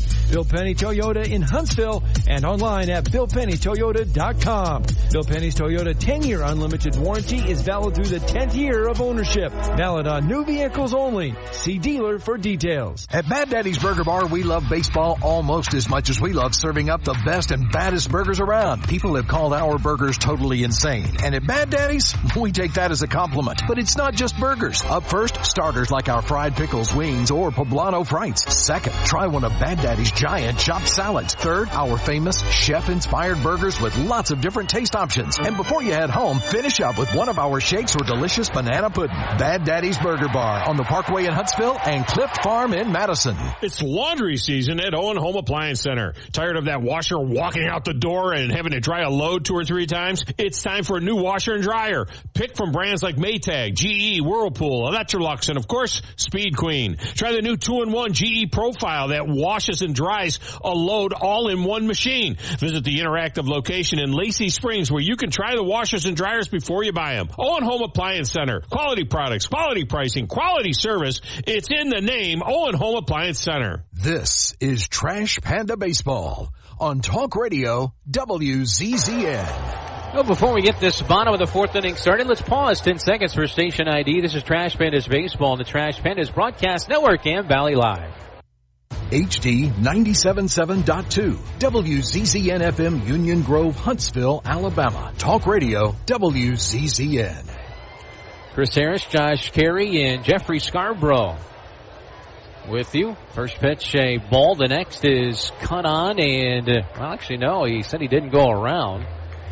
Sandy Garriola, who leads things off for the Smokies in their half of the 4th inning, tied 2-2 here in downtown at Knoxville. I should say Old City Knoxville, not necessarily downtown. 2-0 pitch, ground ball, hit softly towards third. Charging in is Goebel, and on the move, he throws over to first to get the out number 1, and Garriola is retired. That'll bring in Casey Opitz, the catcher. Well, he got a great homestand to close out this 2025 season. It's the final homestand of Trash Pandas Baseball this year. And there's a lot of stuff, man. It is jam-packed with promotions. Starting on Tuesday, of course, with our traditional Reed's Jewelers Ladies Night. Also, the first 1,000 kids, well, 17 and under, will take home a glow-in-the-dark Youth T-shirt. That's for STEM night on Tuesday. 1-0 pitch. It's just out the outside corner. 2-0 now on Casey Opitz, the former Arkansas catcher. Wednesday's the final Tito's Dog Days. That'll be the final dog day of the year, so bring your pup out one more time. There's a swing and a miss, and it's 2-1 now on Opitz. Then on Thursday, that's September the 11th, we'll start our tribute weekend with that September 11th Memorial Stair Climb next Thursday morning starting at 8 a.m. Madison Police and Fire. Plus, we'll have those throwback $3 domestic draft beers available. The Rock Porch, Clyde Mays Clubhouse Bar, and SportsMed Stadium Club. Then back-to-back fireworks shows next Friday and Saturday. 2-2 pitch. And that pitch just misses out the outer half. It's 3-2. Friday night fireworks, as well as teaming up with friends over at Still Serving Veterans. You Are Not Alone night, presented by AV and Torch Technologies. There's a swing and a miss on the fastball from Aldegari, and he strikes out Opitz for out number 2. That's his 4th strikeout of the evening, and that'll bring in Jalen Palmer now with 2 outs.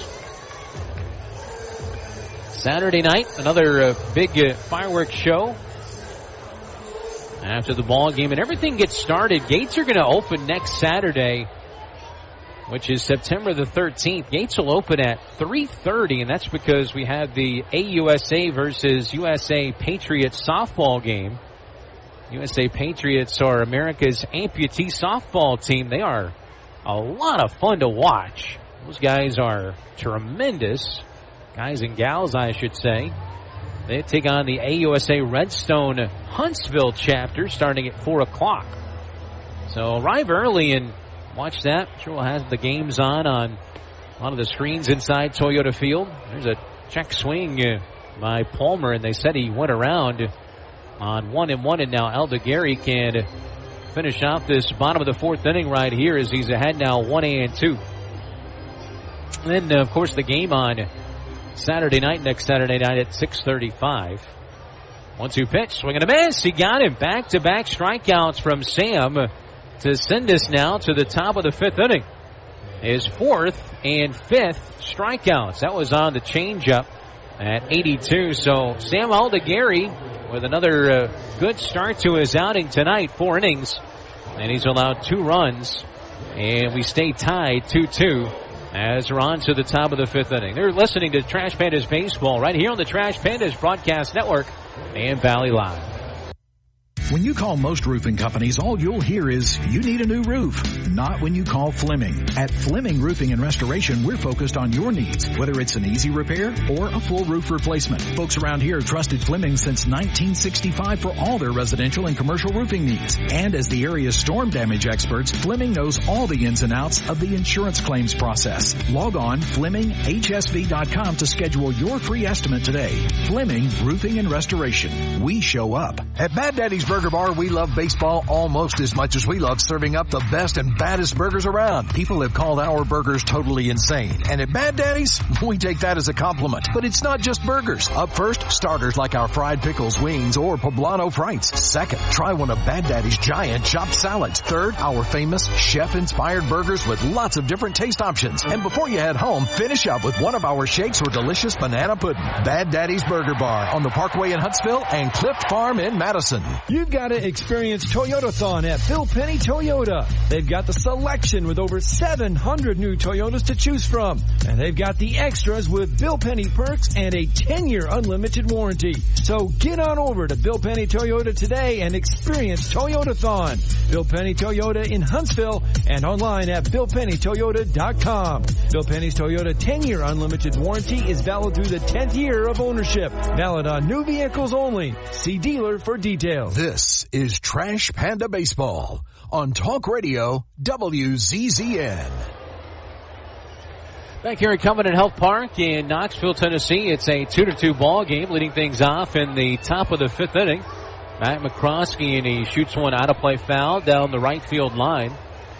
And it's 0-1. A 2-2 ball game on a pair of 2-run home runs. One by Ryan Nicholson for the Trash Pandas in the first inning, and then one by Corey Joyce in the third inning. No one pitch. It's a little bit out. Oof. That one just barely catches the inside corner, but called a ball. And the count's even now. 1 ball and 1 strike.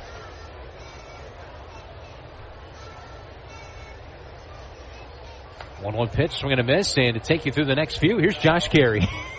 No, you go ahead. Oh, no. Here's why. No. I did this to you in Birmingham. I forgot. I'm so sorry, now man. You forget back. It's okay. Oh, you got the top of the field. Okay. Moseying right along. Jeez, man, I'm sorry. You're okay. 1-2 pitch. It's down and away. You were staring at me. I was like, well. I was waiting for the day that you would get back at me. And now it was a good day. It's okay. My brain is all messed up. We had that 7-inning game, and then. Which was actually an 8-inning game.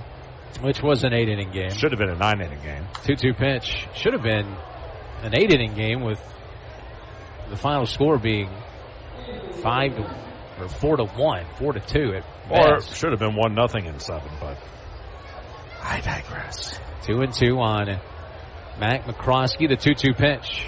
It's high and inside that time. It's 3-2 now. McCroskey, then Vera back to the top of the lineup, and David Mershon. 3-2 pitch. Ground ball hit right to the shortstop out there, Joyce. And he throws out McCroskey for the first out. Kip has really settled down, hasn't he? He doesn't. I mean, it's kind of like what you saw last night from Schultz. It's nothing that's going to wow you, but he just is a good pitcher. Yeah. There's just some guys. I remember Tom Glavine was like this. First inning, they always are shaky. They just need to get into the flow of the game, and he's just one of those guys, or at least so it appears. 6-6 righty fires, and the first pitch gets a swing and a miss from Errol Vera. 0-1. It's been a good year for Kip. One pitch on the way. Swinging a liner foul. That'll play down that left field line. That'll hit the netting in front of that picnic area down there. The only thing that could get you completely back even with me is if Rocket City can hit a home run here. The inning I took from you, I remember, was Josh Crouch, who launched one in a Saturday night win, if I'm not mistaken. Well, Errol's certainly capable. He's got one this year. Mershon on deck. 0-2 pitch. Line drive. That's a fair ball down the right field line. That'll scoot towards the corner. Palmer cuts it off. Vera digging for 2. He'll get there sliding in safely with a double. Settle for a double. That's the second 2-bagger in as many innings. Third extra base hit. And Vera is in scoring position. He's got such a sweet swing. The only problem I see is there's a big loop in it, or what they would call a hole in the swing. If he can learn to smooth that out a little bit, he's going to be a pretty darn good ball player, I think, next season, but he's got to figure that part out. He's very good defensively. He's got to figure it out, though, at the plate. Would you call that a blood moon up there? Yeah. Kind of orangish. Orangish. Reddish. Kip fires, and the first pitch to Mershon fouled straight back. 0-1. Orange moon on the eve of their first home game. How do you think they'll do this year? I'm going to go 8-4. Yeah, I think they kind of have an 8-4 type of a team. We got the quarterback that was at Appalachian State, Aguilar. Fastball that time that was right there on the inside corner. And it was a call to strike, kind of a delayed call by our home plate umpire, Garrett Nelson. 0-2 on Mershon, who has walked and grounded out. Sneakily, he's been on base in now 9 of his last 11. And now time call. Kip was 3/4 into his motion. Let's see, they beat Syracuse. They'll win tomorrow. Georgia here, they'll probably lose that. UAB here, they'll win that, so that's 3. Should beat Mississippi State, that's 4. Arkansas at home, probably a win, I would think. 5-1. 0-2 pitch. Inside and low, a check swing that time, but Mershon did not go around. Bama on the 18th. Which Bama team will show up? I'll say a loss just because it's in Tuscaloosa. They'll beat Kentucky at 6. Oklahoma at home. That'll be a tough game. I'm going to say win for right now. They'll beat New Mexico State, lose at Florida, beat Vandy here. That'll be 9 wins. That's a good year. Ball and 2 strikes on Mershon. Kipp's pitch. And that one just misses off the outer half. It's 2-2. They've lost a lot. Of course, every team has lost a lot from year to year. I remember the name Squirrel White. He was one of the top receivers at Tennessee. He's now at Florida State. Caught some big passes in their win over Alabama. 2-2. Swing and a line drive back through the middle. That's a base hit. Errol Vera rounding third base. Boy, he kind of was slow coming around the bag. The throw in is cut off. Wow. I'm not saying he would have gotten him, but it would have been closer. Vera scores, and it's a 3-2 ball game as Rocket City retakes the lead on an RBI base hit by David Mershon. I'll tell you what, the catcher Opitz, he kind of looked at Aliendo as if to say, what are you doing? Usually if there's a throw to the plate, the catcher will say either 4-4-4, meaning coming home, or cut. And if it's cut, then the first baseman will cut it. That's at least where it is in most teams. I don't know what the language is here with the Smokies, but boy, I thought they may have had a play at the plate too. A replay, they switched to the camera on the base runner. They really didn't show the throw back in as Grant Kipp's going to exit the ball game. A pitching change being made here by the Knoxville Smokies as Oscar Colas will face that new pitcher. Now 3-2, Rocket City's retaking the lead. Tell you who the new pitcher is when we come back. Trash Pandas Baseball on the Trash Pandas Broadcast Network and Valley Live. Together, let's celebrate the big occasions and the little moments, the firsts and forevers. Let's celebrate others and celebrate ourselves, because every milestone matters, and we promise to be with you for every one of them. Shop Reed's Jewelers and Reeds.com to find the perfect gift to celebrate your life's moments. Reed's Jewelers, trusted with life's moments. Visit your local Reed's Jewelers at Bridge Street Town Center and Parkway Place Mall. Northrop Grumman is a proud supporter of the Rocket City Trash Pandas as we team together to make our community strong and viable for future generations. Northrop Grumman is looking for new individuals to help them define the next possible. Together we can all make a powerful impact to build strong communities and bright futures. Visit www.northropgrumman.com for a full listing of exciting job opportunities. Now, back to the ball game. Let's rock it, Trash Pandas. This is Trash Panda Baseball on Talk Radio WZZN. New pitcher for the Smokies is a left-hander. It'll be Evan Taylor coming in to face off against a left-handed batting Oscar Colas. Taylor, his 9th appearance for the Smokies, 2-1, a 2.25 earned run average, 16 innings, 4 earned runs allowed. He has walked 8 and struck out 20. Opponents are batting .203 against him. 6'4", 250 pounds. He is the kid from Florence, Alabama. 25 years old. Played his college ball and was a battery mate of the catcher for the Smokies, Casey Opitz in Arkansas. So Arkansas pitching to an Arkansas catcher.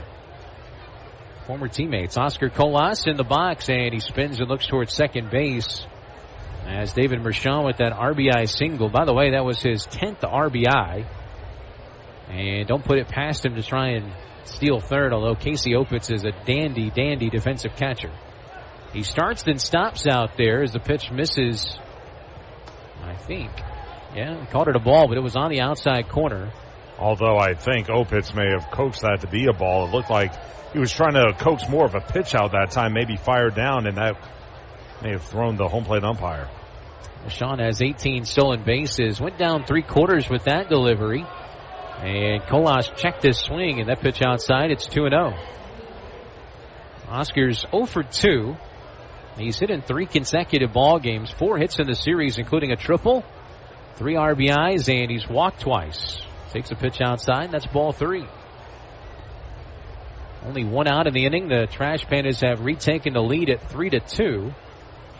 Gotta think he's getting the green light here. Let's see what Taylor gives him. Even though it is lefty-lefty, you let him swing. 3-0. And that pitch is right down the middle. 3 balls and a strike. But it was the changeup. Tall left-hander. Looks out towards Mershon. The 3-1 now. It's way outside for ball 4. So Colas coaxes the 1-out walk, and that's the third base runner of the inning. First walk issued by the reliever Taylor. And that'll bring in now Ben Goebel, who's 0 for 2, but he gets a nice matchup here against a left-handed pitcher. His numbers are better against lefties than righties. So Goebel will stand in. Let's see, against left-handers this year, batting .294. Look towards second, and spinning that way with no throw is Taylor. Yeah, Goebel batting .294 against lefties. Just .224 against righties. Although 5 of his 6 home runs coming against right-handed pitchers. Right now, you just want to see him get a hit, period. He's 3 of his last 30. But amazingly, he's getting on base. He's been on base in 10 of his last 12 games. But still, yeah. There goes Mershon. Runners go. Throw to third base by Opitz is not in time. The trail runner, Colas, stays at first, which is okay. If he didn't feel like he got a good jump, we've seen many times that trail runner getting the throw and they get that one. But over to third base with stolen base number 19 is David Mershon. Got a great jump on that one, and that's why it was smart for Colas to stay put. If you don't feel like you got a good jump, a lot of times you'll hear someone from the dugout yell, go 2-2, and they'll go for the trail runner, and he would have been a dead duck in that situation. So Mershon with some headsy base running there, the smart player he is. The 1-1 pitch, fouled straight back by Goebel. A good swing. Now it's 1-2 to him. Again, you've been struggling for runs all season long. You got to take advantage of the opportunities that are given. Runner at third, less than 2 outs has not been ideal for Rocket City. That ended up being a very easy stolen base for Mershon. Now the 1-2 pitch, slide step delivery that time, mixed it up, fouls it off on that first base side. Count remains at 1-2 on Goebel.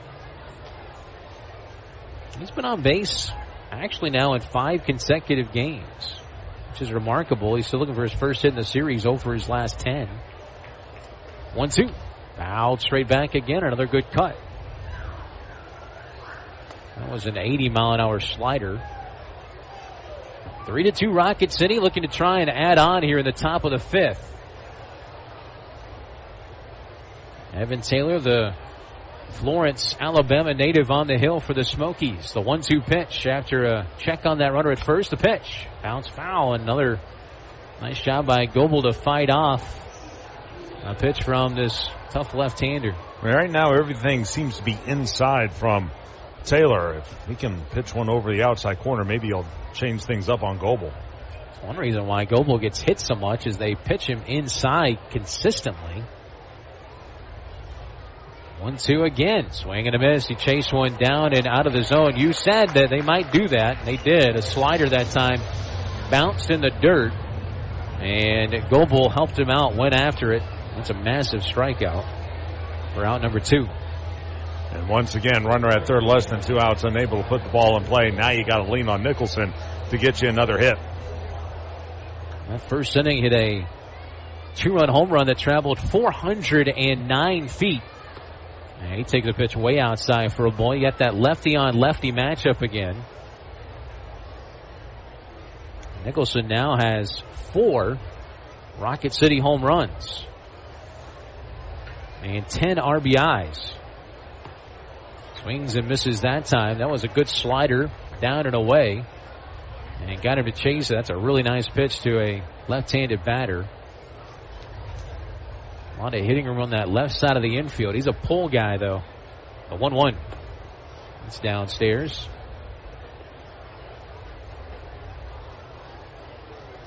Runners at the corners. with 2 outs. 1 run in. 2-1 pitch. Down and away, ball 3. Nice job by Nicholson not to chase. As we've talked about a lot, he's a guy that will be patient at the plate. Trying to get on base here. Could see a good pitch to swing at, too. The 3-1. Swing and a ball chopped slowly towards second base. Charging on it is Ramirez, and he'll take care of Nicholson for the 3rd out. The pitch was a changeup over the inside edge, and he kind of jammed him a bit to get that 3rd out. But Trash Pandas do get a run on 2 hits, and they'll strand 2 on base. Could have had more, but they do retake the lead onto the bottom of the 5th inning. Rocket City now leads it once again 3-2 here in Knoxville. This is Trash Pandas Baseball, the Trash Pandas Broadcast Network, and Valley Live. An emerald green field is iconic in baseball. That's what TDI Services desires to create for every one of its customers. As proud sponsors of the Trash Pandas, TDI Services brings its A-game to provide winning lawn care and pest control to the outside of Toyota Field. TDI Services can do the same for your lawn with their innovative biological approach for better results, as nature intended. Visit TDIGreenServices.com/Trash Pandas or call today at 888-556-7985 for our best discount. At Bad Daddy's Burger Bar, we love baseball almost as much as we love serving up the best and baddest burgers around. People have called our burgers totally insane. And at Bad Daddy's, we take that as a compliment. But it's not just burgers. Up first, starters like our fried pickles, wings, or poblano frites. Second, try one of Bad Daddy's giant chopped salads. Third, our famous chef-inspired burgers with lots of different taste options. And before you head home, finish up with one of our shakes or delicious banana pudding. Bad Daddy's Burger Bar on the Parkway in Huntsville and Clift Farm in Madison. It's laundry season at Owen Home Appliance Center. Tired of that washer walking out the door and having to dry a load 2 or 3 times? It's time for a new washer and dryer. Pick from brands like Maytag, GE, Whirlpool, Electrolux, and of course, Speed Queen. Try the new 2-in-1 GE Profile that washes and dries a load all in one machine. Visit the interactive location in Lacey Springs where you can try the washers and dryers before you buy them. Owen Home Appliance Center. Quality products, quality pricing, quality service. It's in the name, Owen Home Appliance Center. This is Trash Panda Baseball on Talk Radio WZZN. Back here in Knoxville to take over the play-by-play for as long as you want it tonight. Here's Josh Gary. Thanks a lot, Chris. Actually, you did a good job. You got Rocket City back in front. They lead it 3-2 as back to the bump goes Sam Aldeguerri. The fastball is called a strike on the inside corner. 0-1 to Carter Trice. Trice, Wogu, and Ramirez against Aldeguerri, who has struck out 5 through 4 while yielding 2 earned runs. Next pitch. That one missed down and in. That was a 4-seam fastball at 92. It will go to a ball and a strike. Scoreboard update. Down in Columbus right now, Montgomery leading the Clingstones as the fastball missed just off the plate. Trying to nibble right now is Aldeguerri as it will go to 2-1 on the right-handed hitter, who again struck out swinging in the 3rd inning. 2-0 Montgomery leading Columbus, top of the 7th there. If Montgomery wins that ball game, that will pretty much be curtains for the Clingstones as the look in by Aldeguerri. 2-1 in the dirt. He spiked that ball, overthrew the changeup, and it'll go to 3-1. That one was nowhere near. Bounced a good 3 feet in front of the plate. Meanwhile, over in Chattanooga, Birmingham has opened things up. They lead the Lookouts 7-3 in the bottom of the 4th inning. Again, a win there by Birmingham and a loss here by Knoxville, and that will wrap things up for the Barons. The look in by the left-hander. Aldeguerri needs to come back here on Trice. The pitch. And he missed low, ball 4. Back to that nibbling. Yeah, and it's the 3rd time Rocket City has walked Trice, who, look, he's still a double-A ball player. I don't want to take anything away from him. But 079 is 079. You need to go after guys like that. Just attack the zone. That's going to be walk number 1 by Aldeguerri. And we'll go back to the top of the order in Jordan Wogu, who doubled his last time up, scored a run, and fouled to first. First pitch is a swing and a miss. Threw him a changeup. It will go to 0-1. Anyway, Birmingham leading 7-3 in the 4th, and it's 2-0 Pensacola on top of Biloxi as they go to the bottom of the 4th from Mississippi. The right-handed hitter stands back in, shaded up the middle, the second baseman, Vera. The 0-1, here it is. Fastball. Boy, that was a strike, but it was called inside. High and tight. It clipped the inside part of the zone, but Garrett Nelson said it missed the plate. According to Pitch Tracks, that was easily a strike. It will go to 1-1. Wogu, a right-handed hitter, digs back in. Out of Central Michigan, the 1-1. Hit hard on a bounce too short. Up, they go to second. Now there. Relay to first. In time there. 6-4-3 on the double play. And as well as Wogu runs, you hit a ball that hard right at someone, it's going to be an easy double play. And that's exactly what it was. McCroskey, Tavera over to Nicholson. And just like that, 2 outs, no one on base for Pedro Ramirez. And when you get McCroskey out there, that's probably the best defenseman on the team. That was an easy play for him on one hop to his left. Here is Ramirez, 0 of 2, 2 rollouts to short. And the first pitch to him. Fastball going to miss high and away. It goes to 1-0. Pensacola, we haven't talked a whole lot about them this week. They're still 5 back of Montgomery with, 9 games to go. So they still have a little bit of a chance, but they pretty much need a win here on out. Next pitch, rolled right at third near the line, up with it Goebel. Long throw across in time, nicely done by Ben Goebel. And Aldeguerri works around the leadoff walk with a double play and that ground out. No runs, no hits, no errors, no one left. Into 5, it is 3-2 Trash Pandas. This is Trash Panda Baseball on the Trash Panda Broadcast Network and Valley Live. When you call most roofing companies, all you'll hear is, you need a new roof. Not when you call Fleming. At Fleming Roofing and Restoration, we're focused on your needs, whether it's an easy repair or a full roof replacement. Folks around here have trusted Fleming since 1965 for all their residential and commercial roofing needs. And as the area's storm damage experts, Fleming knows all the ins and outs of the insurance claims process. Log on FlemingHSV.com to schedule your free estimate today. Fleming Roofing and Restoration. We show up. At Bad Daddy's Burger Bar, we love baseball almost as much as we love serving up the best and baddest burgers around. People have called our burgers totally insane. And at Bad Daddy's, we take that as a compliment. But it's not just burgers. Up first, starters like our fried pickles, wings, or poblano frites. Second, try one of Bad Daddy's giant chopped salads. Third, our famous chef-inspired burgers with lots of different taste options. And before you head home, finish up with one of our shakes or delicious banana pudding. Bad Daddy's Burger Bar on the Parkway in Huntsville and Cliff Farm in Madison. You've got to experience Toyotathon at Bill Penny Toyota. They've got the selection with over 700 new Toyotas to choose from. And they've got the extras with Bill Penny perks and a 10-year unlimited warranty. So get on over to Bill Penny Toyota today and experience Toyotathon. Bill Penny Toyota in Huntsville and online at BillPennyToyota.com. Bill Penny's Toyota 10-year unlimited warranty is valid through the 10th year of ownership. Valid on new vehicles only. See dealer for details. This is Trash Panda Baseball on Talk Radio WZZN. We go to the top of the 6th inning. Rocket City leading it 3-2, and due up for the Trash Pandas against Evan Taylor. It will be the 5, 6, and 7 hitters.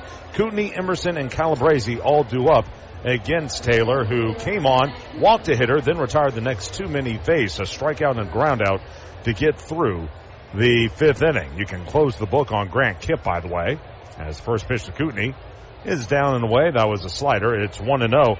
Kipp, 4 1/3 innings, 5 hits, 3 runs, all of which were earned. He walked 1 and struck out another. Off the line at third is Murray. Near the line at first is Aliendo. And the pitch. That's a fastball down and away. 2 balls and no strikes on the left-handed hitting Kootenai, who doubled in the 4th and was hit by a pitch in the 1st. He was also out on the base pass. He was hit with a ground ball off the bat of Emerson, which ended the inning. Here's the look in, and the 2-0 by Taylor. Fastball cut through a miss. 2-1 now on Kootenai, who is now 2 of 7 for the series. Rocket City, well, really the only thing worth watching between now and the end of the season is, can Rocket City avoid the worst record in all of AA, in fact, all of the minors. They are neck and neck with Corpus Christi in that regard. Fastball will miss inside, and the count will run to 3 balls and a strike. Right now, Corpus is up a game on the Trash Pandas at 45-83, and right now they lead San Antonio 1-0, top of the 2nd inning there. It's kind of unfortunate we have to say that, but it's a fact. As the pitch misses off the plate to Kootenai, that'll be a leadoff walk to Matt. He'll trot to first. That'll be walk number 2 by Taylor, and 1 on with no one out for Miles Emerson, who has singled and rolled to second. Well, I mentioned earlier, and time is called as we're actually going to see Lance Reimel come out to the hill. Let's see if they make a move. And they will. So we're going to have a pitching change, and we will tell you about it when we come back. 3-2, Rocket City with the lead over Knoxville as we play the top of the 6th inning. This is Trash Panda Baseball on the Trash Panda Broadcast Network and Valley Live. What am I going to watch? What food am I going to order? Who am I going to unfollow? The internet is full of tough choices, but picking an internet provider isn't one of them. You gotta have good internet. Get upfront surprise-free pricing with Wi-Fi modem included and no data caps. Plus bundle Internet 300 with YouTube TV for just $92.99 per month for 12 months with autopay and paperless billing. Wow. Restrictions and terms apply. New customers only. Requires autopay and paperless billing. Price for Internet 300. Subject to change. Taxes and other charges extra. As proud sponsors of the Trash Pandas, TDI Services delivers professional lawn care as well as mosquito and flea tick control around Toyota Field. Creating a winning lineup of lawns at homes across Huntsville and Madison County, TDI Services pledges home run lawn care and pest service with our innovative biological practices using fewer chemicals as nature intended. Visit go.tdi.services/tpandas or call 888-556-7985 to transform your lawn. This is Trash Panda Baseball on Talk Radio WZZN.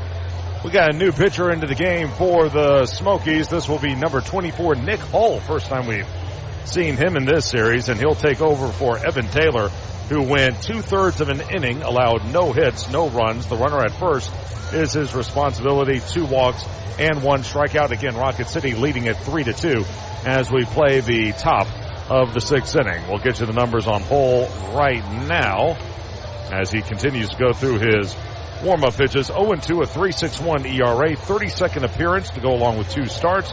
No saves, 52 1/3 innings, 47 hits, 25 runs, 21 earned. He's allowed 7 homers while hitting 3 and walking 25 while striking out 52. Opponents are hitting .239 against him. Well, I hate to bring this up, but I'm going to nonetheless. If you were listening earlier, Rio Foster, the prospect for the Angels, one of the top prospects for the Angels, was injured in a serious car crash last night in Richland, Washington, which is near Pasco, where High A Tri-City is. The fastball. This is inside 1-0. He is in critical condition, but because of that accident, they have actually canceled tonight's game. Yeah. For the Dust Devils. I don't know who they were going to play, but they're canceling the game, boy. It's pretty serious. So prayers up for Rio. As the next pitch is down and away, a fastball. 2-0. He was just named Northwest League Player of the Month for the month of August. So he was having a fine season, and you just hope everything turns out all right as the right-handed hitter will stand back in.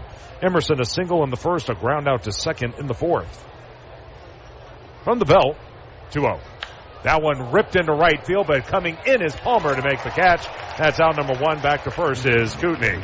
Too bad for Emerson. He hit the daylights out of the ball. That was 104 off the bat. In fact, Palmer almost misplayed it. He came in a couple of steps, then had to reach up at the last minute. His glove was over his head as he made the snare.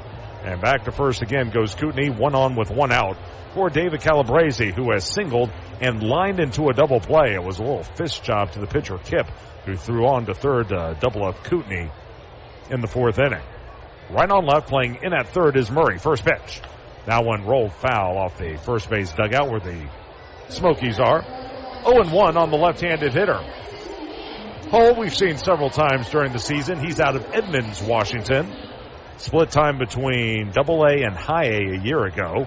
Went 3-4 with a 3.96 ERA. He's a 7th-round selection out of Grand Canyon. Stepping in is Calabrese. Leading at first is Kootenai, who's not a threat to steal. Holding the runner on is Aliendo. From the belt, 0-1. In the dirt. Good stop that time by Opitz. Threw him a changeup.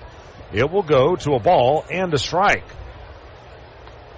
Rocket City again got 2 in the first on a 2-run homer by Nicholson. Then David Mershon came through with an RBI single in the 5th to score Errol Vera, and that's how the Trash Pandas have put their 3 runs on the board.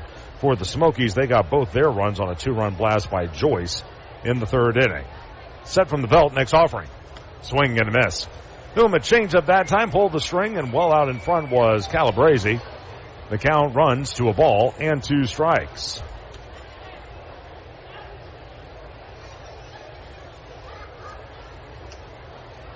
David will dig back in.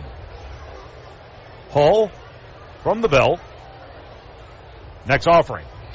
Fastball high and away. It will even at 2 balls and 2 strikes. Hull, 26 years of age, has a fastball, a sinker, a changeup, a cutter, and a slider.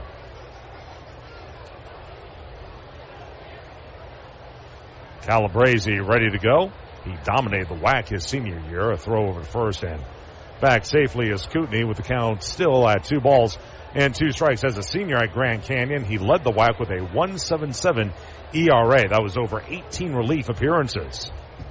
He was the first Grand Canyon pitcher to post a sub-2 ERA since 1982. Next offering. Fastball tapped softly to first. In, up, Aliendo throws to second just in time there as Emerson didn't even try to slide, or Kootenai rather, didn't try to slide. I think if he goes a little harder and slides in feet first, maybe he beats the play, but I think he assumed that the ball was going to be taken to the bag. Instead, he's thrown out 3-6 as Aliendo gets the fielder's choice. And now reaching first is Calabrese with 2 outs and a runner at first for Mac McCroskey. Maybe something that Matt Kootenai needs to work on in the offseason is base running. A couple of, I'm not saying blunders, but just some things that he could possibly work on. Well, the first one was a blunder. I'm not quite sure what he was doing right there. Runner goes from first. Pitch is rolled gently to first. Up with it, Aliendo on a knee. He'll run back to the bag in time to end the inning. They tried to play the same hit and run that Emerson almost pulled off in the first inning, and that time McCroskey caught it off the end of the bat. In the 6th inning, no runs, no hits, no errors, and 1 man left. We'll go to the bottom of the 6th. Trash Pandas lead at 3-2. This is Trash Panda Baseball on the Trash Panda Broadcast Network and Valley Live. At Northrop Grumman, their products define possible as they help customers defend the homeland, launch critical payloads into space, enable scientific exploration, return astronauts to the moon, and protect the warfighter. Yet their dedication goes beyond their products as they support the workforce, their families, our veterans, and our hometowns. Together, we can all make a powerful impact to build stronger communities and bright futures. That's defining possible.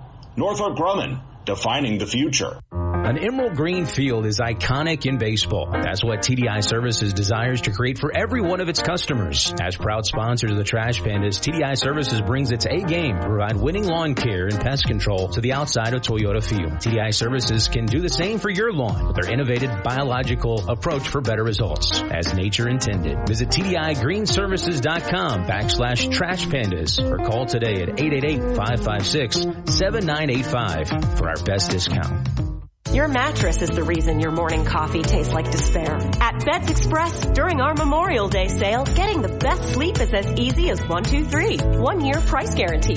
We'll beat any local competitor's price for up to a year after purchase. 2-year extended warranty and a 3-year comfort guarantee. Not loving your mattress? Exchange it for up to 3 years. Shop now and save with queen mattresses starting at just $199. Better sleep, better prices. That's the Beds Express promise. Locally owned and operated for over 30 years.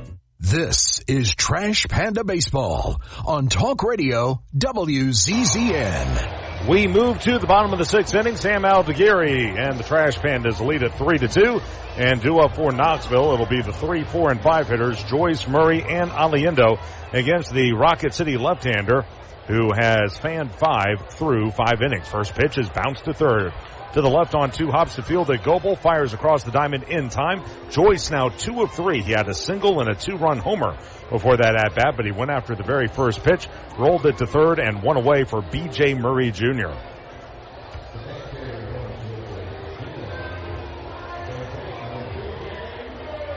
Murray 2 of 2 with 2 singles. In fact, it's the 3-4 hitters that have given Aldeguerri trouble. The fastball, that'll stay high. It's 1-0. Murray, like I said, 2 of 2 with 2 singles, and then Joyce 2 of 3 now with that 2-run homer and a single as well. That's 4 of the 5 hits for Knoxville. Next pitch misses low. 2 balls and no strikes. Wogu had a double back in the 3rd inning. Off the line at first is Nicholson as the right-handed hitter will stand back in. Next pitch to Murray. Fastball in on his hands, flared into left, and that'll fall in for a base hit. Boy, some days are just You're just lucky sometimes. Wogu. Murray is now 3 of 3 singles. That time I think he lost to War Club. That was a fastball high and tight, but he fought it off the fist into shallow left field. And a runner at first with one out for Pablo Aliendo, who's 0 of 2. A strikeout swinging and a fly out to center. It's not Ramirez, it's Murray, isn't it? Yeah. And Murray hadn't had a hit before today. No. First pitch, swinging and popping it up into shallow left center. This is a rainmaker. Coming in is Colas, in as well as Mershon. Mershon will make the call and the catch in center field. And that'll be the second out of the 6th inning as Murray retreats to first. I'll tell you what, man, Aldegari got away with that one. That was a slider left right over the middle of the plate, and thank goodness he got underneath it. So 2 gone. Runner at first here is Andy Garriola, who's flied to center and rolled the third. Lefty on righty. Aldegari, first pitch instead of throw over to first, and back standing is Murray, who, along with all the other things he can do, he can also run. He's 17 of 24 in the stolen base department. First pitch, Aldegari is squibbed foul just to the right of home plate. For a second, I thought that one might roll fair, and had it. Garriola hadn't even made his way out of the box. It's 0-1. At the end of this week, the Smokies will finish the season on the road. They will head down to Montgomery and play the Biscuits. That's sort of odd, an inter-league matchup to close out the year. Left on right, short lead at first. Here's the pitch. Swung and lifted along the line and left. That's going to tail foul into the picnic patio. Go to no balls and 2 strikes, and a chance for Aldegari to wrap up the inning. And a nice play made by a fan out of Gatlinburg, Tennessee. Made the drive on over. That was a great catch, too. Well, he deserves it. That's a longer drive now. It used to be you would just go to Sevierville. Now he's got to go through Sevierville, get on I-40, get on over. Some of the worst driving in the state of Tennessee is from Gatlinburg to Sevierville. Here's the set. The 0-2 is on the way. Swung in on his hands, a pop-up on the infield. To his left, the second baseman, Vera, to make the easy catches. Jammed was Garriola. Good job by Sam Aldegari as he works around the one-out single. And down go the Smokies in the 6th inning. No runs, 1 hit. No errors, 1 left. At the end of 6, it's a 3-2 ball game. Rocket City in front. This is Trash Panda Baseball on the Trash Pandas Broadcast Network and Valley Live. The Trash Pandas would like to thank their partner, Frame World Art Gallery. Family owned and operated and located in Huntsville now for over 36 years. Frame World is the place for all of your framing needs. Whether it's award framing, custom framing, sports art from Daniel Moore, Doug Hess, and more, or special keepsakes and collectible objects. Frame World can take care of it all. And if you mention this ad, you can save 25% off of any order. Check out Frame World Art Gallery at 2508 Memorial Parkway Southwest, or give them a call at 256-539-8859. What am I going to watch? What food am I going to order? Who am I going to unfollow? The internet is full of tough choices, but picking an internet provider isn't one of them. You gotta have good internet. Get upfront surprise-free pricing with Wi-Fi modem included and no data caps. Plus bundle Internet 300 with YouTube TV for just $92.99 per month for 12 months with autopay and paperless billing. Wow. Restrictions and terms apply. New customers only. Requires autopay and paperless billing. Price for Internet 300. Subject to change. Taxes and other charges extra. Together, let's celebrate the big occasions and the little moments. The firsts and forevers. Let's celebrate others and celebrate ourselves.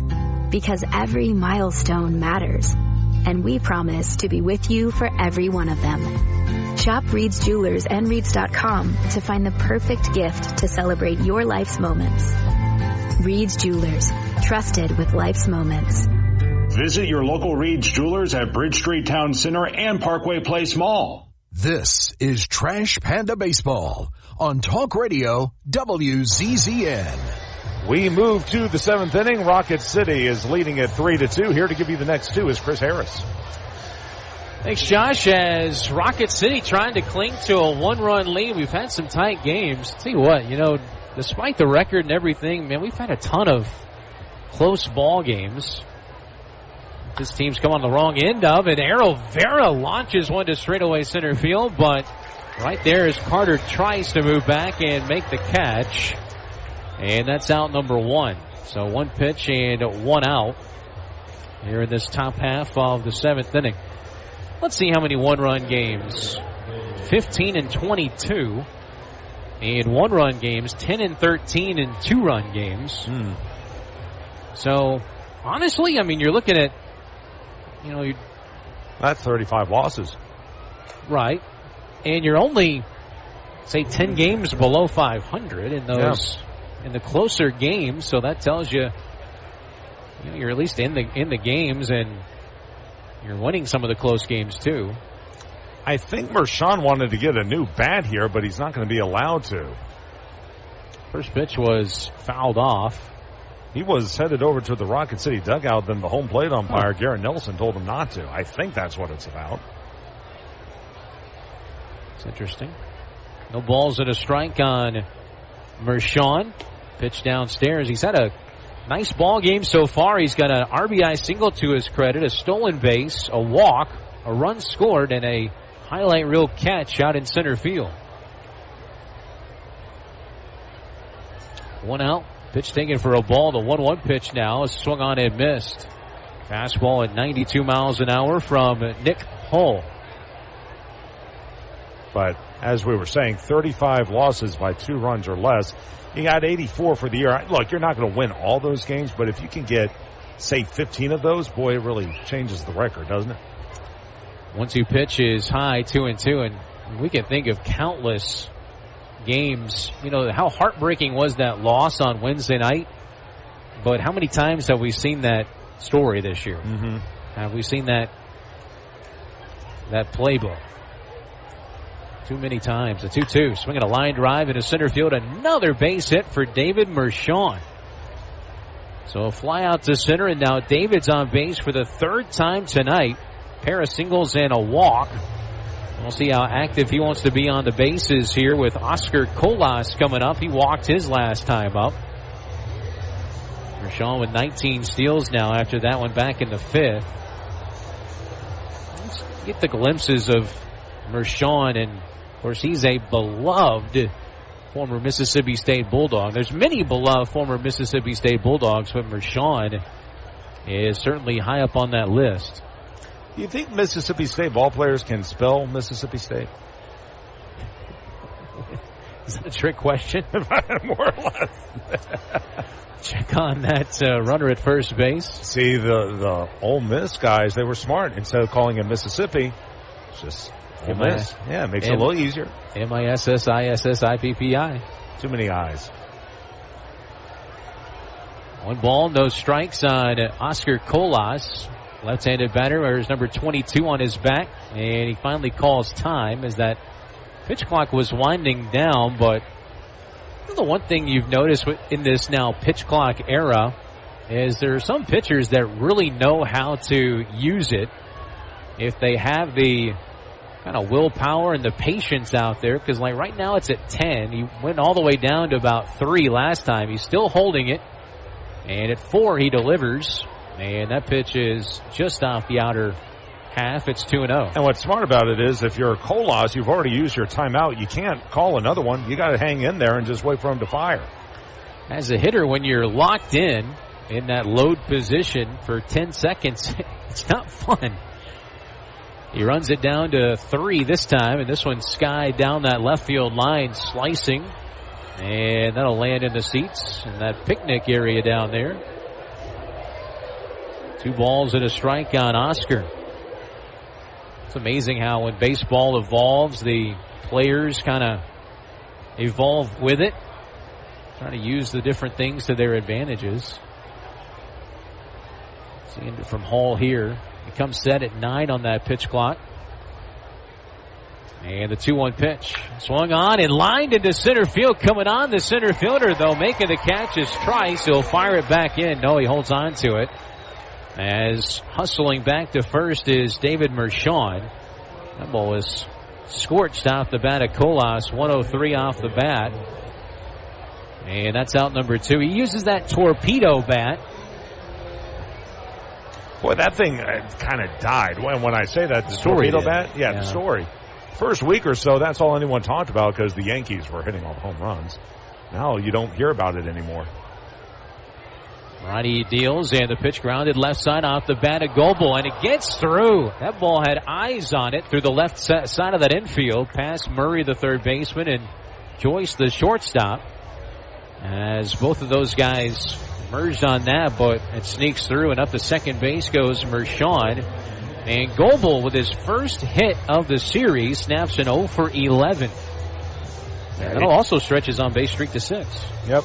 And that means he's now 4 for his last 34, so hopefully that gets things turned around for him and he can finish things strong. But, boy, you look at Hull this inning. He's been knocked all over the place. Let's see if Nicholson can come through with 2 men on and 2 men out. That was 95 off the bat, even though it snuck through the infield. First pitch to Nicholson in there for a strike.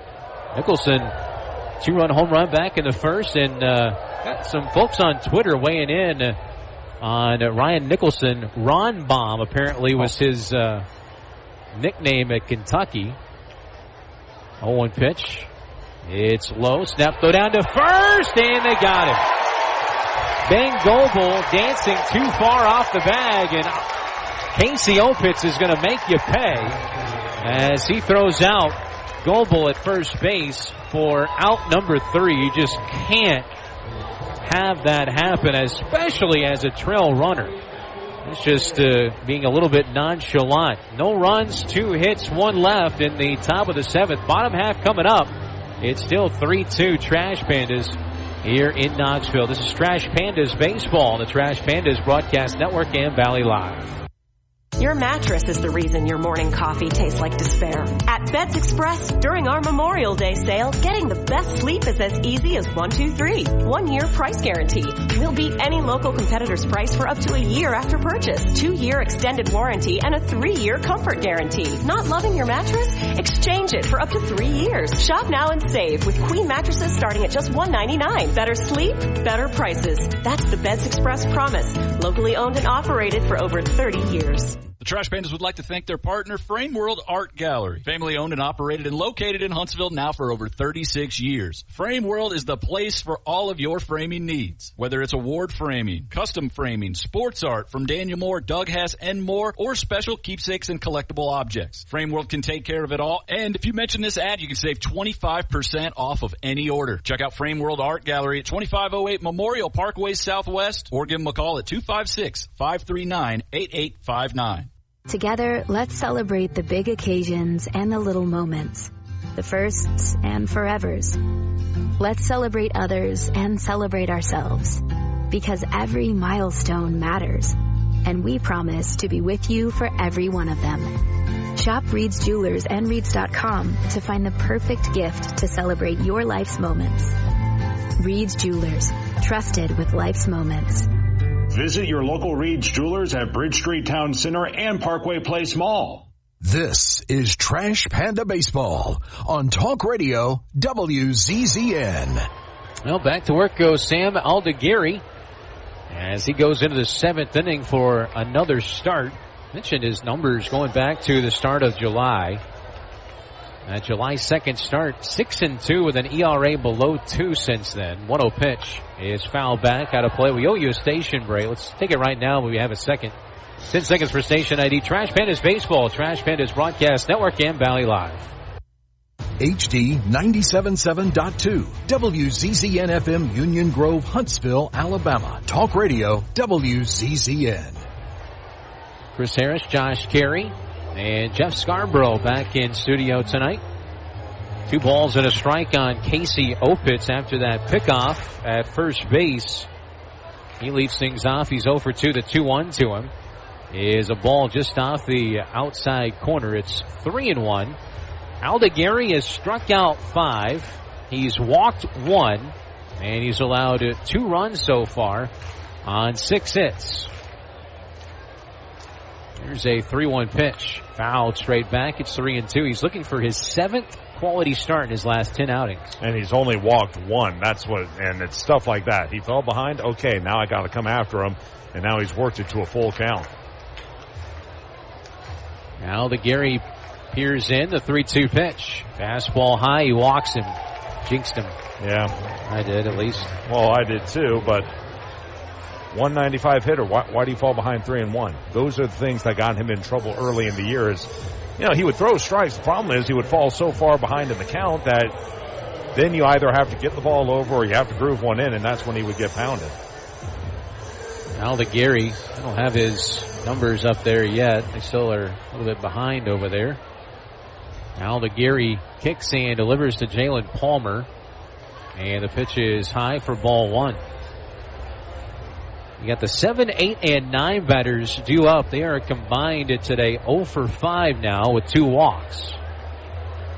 4 of the 5 being strikeouts. 1-0 pitch. It's inside 2-0. And out to the mound will go Miles Emerson. In this bottom third, it's easier said than done, but 0 for 5 with 4 strikeouts, but your 2 walks are against these guys. Yeah. And what you forget about with Sam, and it's because he's so mature, but he's only 23. Yeah. And so you're going to have moments like these where he's out there and he forgets who he's facing, or he tries to nibble too much, or he just loses command of the strike zone, and then you're in a situation like this. Now you got to get one over, and Palmer can swing it a little.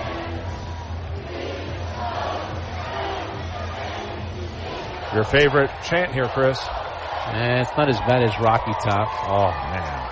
2-0 pitch. Swing and a foul tip. Did he get a piece of it? I don't think he did. It was just, I don't know if it was a cross-up or what, but a swing and a miss, and it actually hit the shin guards of our home plate umpire, Garrett Nelson. And up to second base on a wild pitch will go Casey Opitz, or maybe a pass ball. We'll see how they... Yeah, I call it a pass ball, but... Let's see that one more time.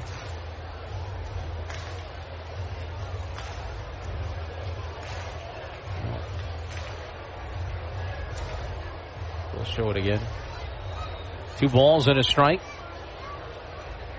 Palmer has 7 home runs. He's hit 4 of those 7 home runs against Rocket City.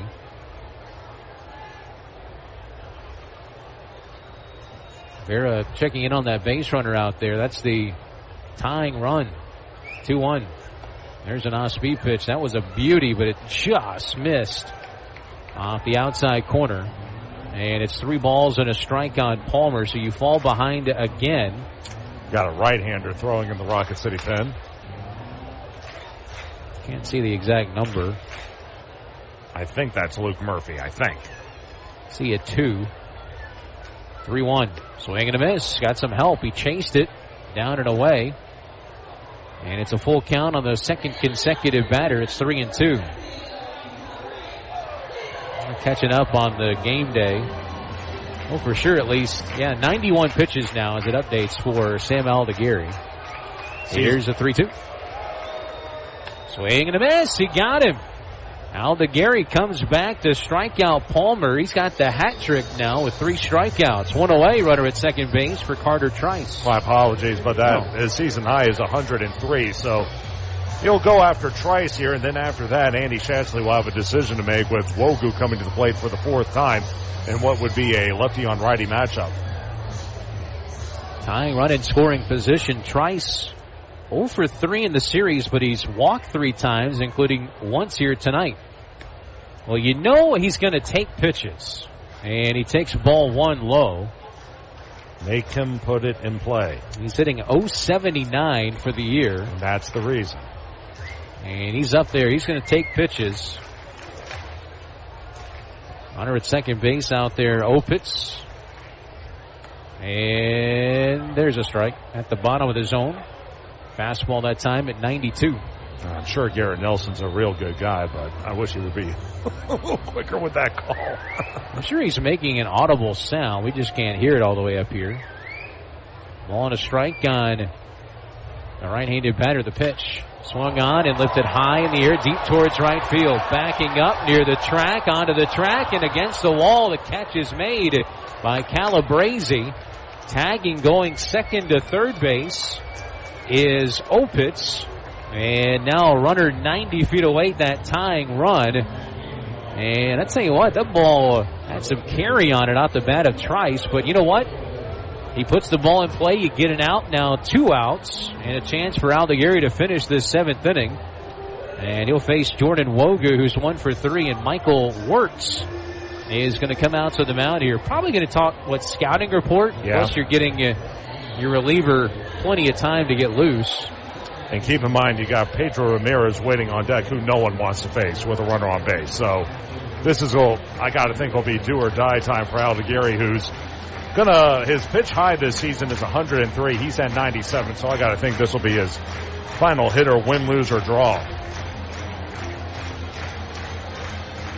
So going out to break up that conversation, Garrett Nelson. The entire infield is pulled in on it. You're going to hear a loud noise here. False alarm. There's no fire in the building. It is catchy. It is catchy. Woo! By the way, Birmingham now leading Chattanooga 9-1 in the bottom of the 6th as they puddle along there in Chattanooga. So here's Jordan Wogu. He moves up into that leadoff spot today. Having a solid series. He's got 4 hits, a couple of RBIs, and he takes a first pitch ball outside. It's 1-0. Opitz started the inning with a walk. Advanced to second base on a pass ball. And a third on a fly out to deep right by Trice. There's a swing and a miss by Wogu. He was out in front on that 84-mile-an-hour changeup. That was pitch number 99 from Aldeguerri. This will be the century mark for him. That's in the dirt low. And it's 2-1. Well, no matter what, this is going to be the last batter he'll face. I got to think so. I think he threw over 100 in his last start, too. He went 103, I think. 102. 101. 101. He's done that in 2 of his last 3 outings. Yeah, 103 is his high. You mentioned that. 2-1 pitch. It's at the knees. That's a strike. But if you're going to build a starting pitcher, this is how you do it. Everyone says, oh, well, you might hurt their arms. They're throwing, 50, 60 pitches a game, and they're hurting their arms. 2-2 offering. It's down and in. Nice block up there by Miles Emerson. It kicked away from him, but he kept it in front of him on that third base side, and staying put is Casey Opitz, the runner at third. Well, if this is the end of the night for Aldeguerri, whatever you have left in your arsenal, you may as well break off the best of that offering right now. It's 3-2, but I would throw a slider low. Here's a 3-2 pitch. It's an check swing grounder towards second.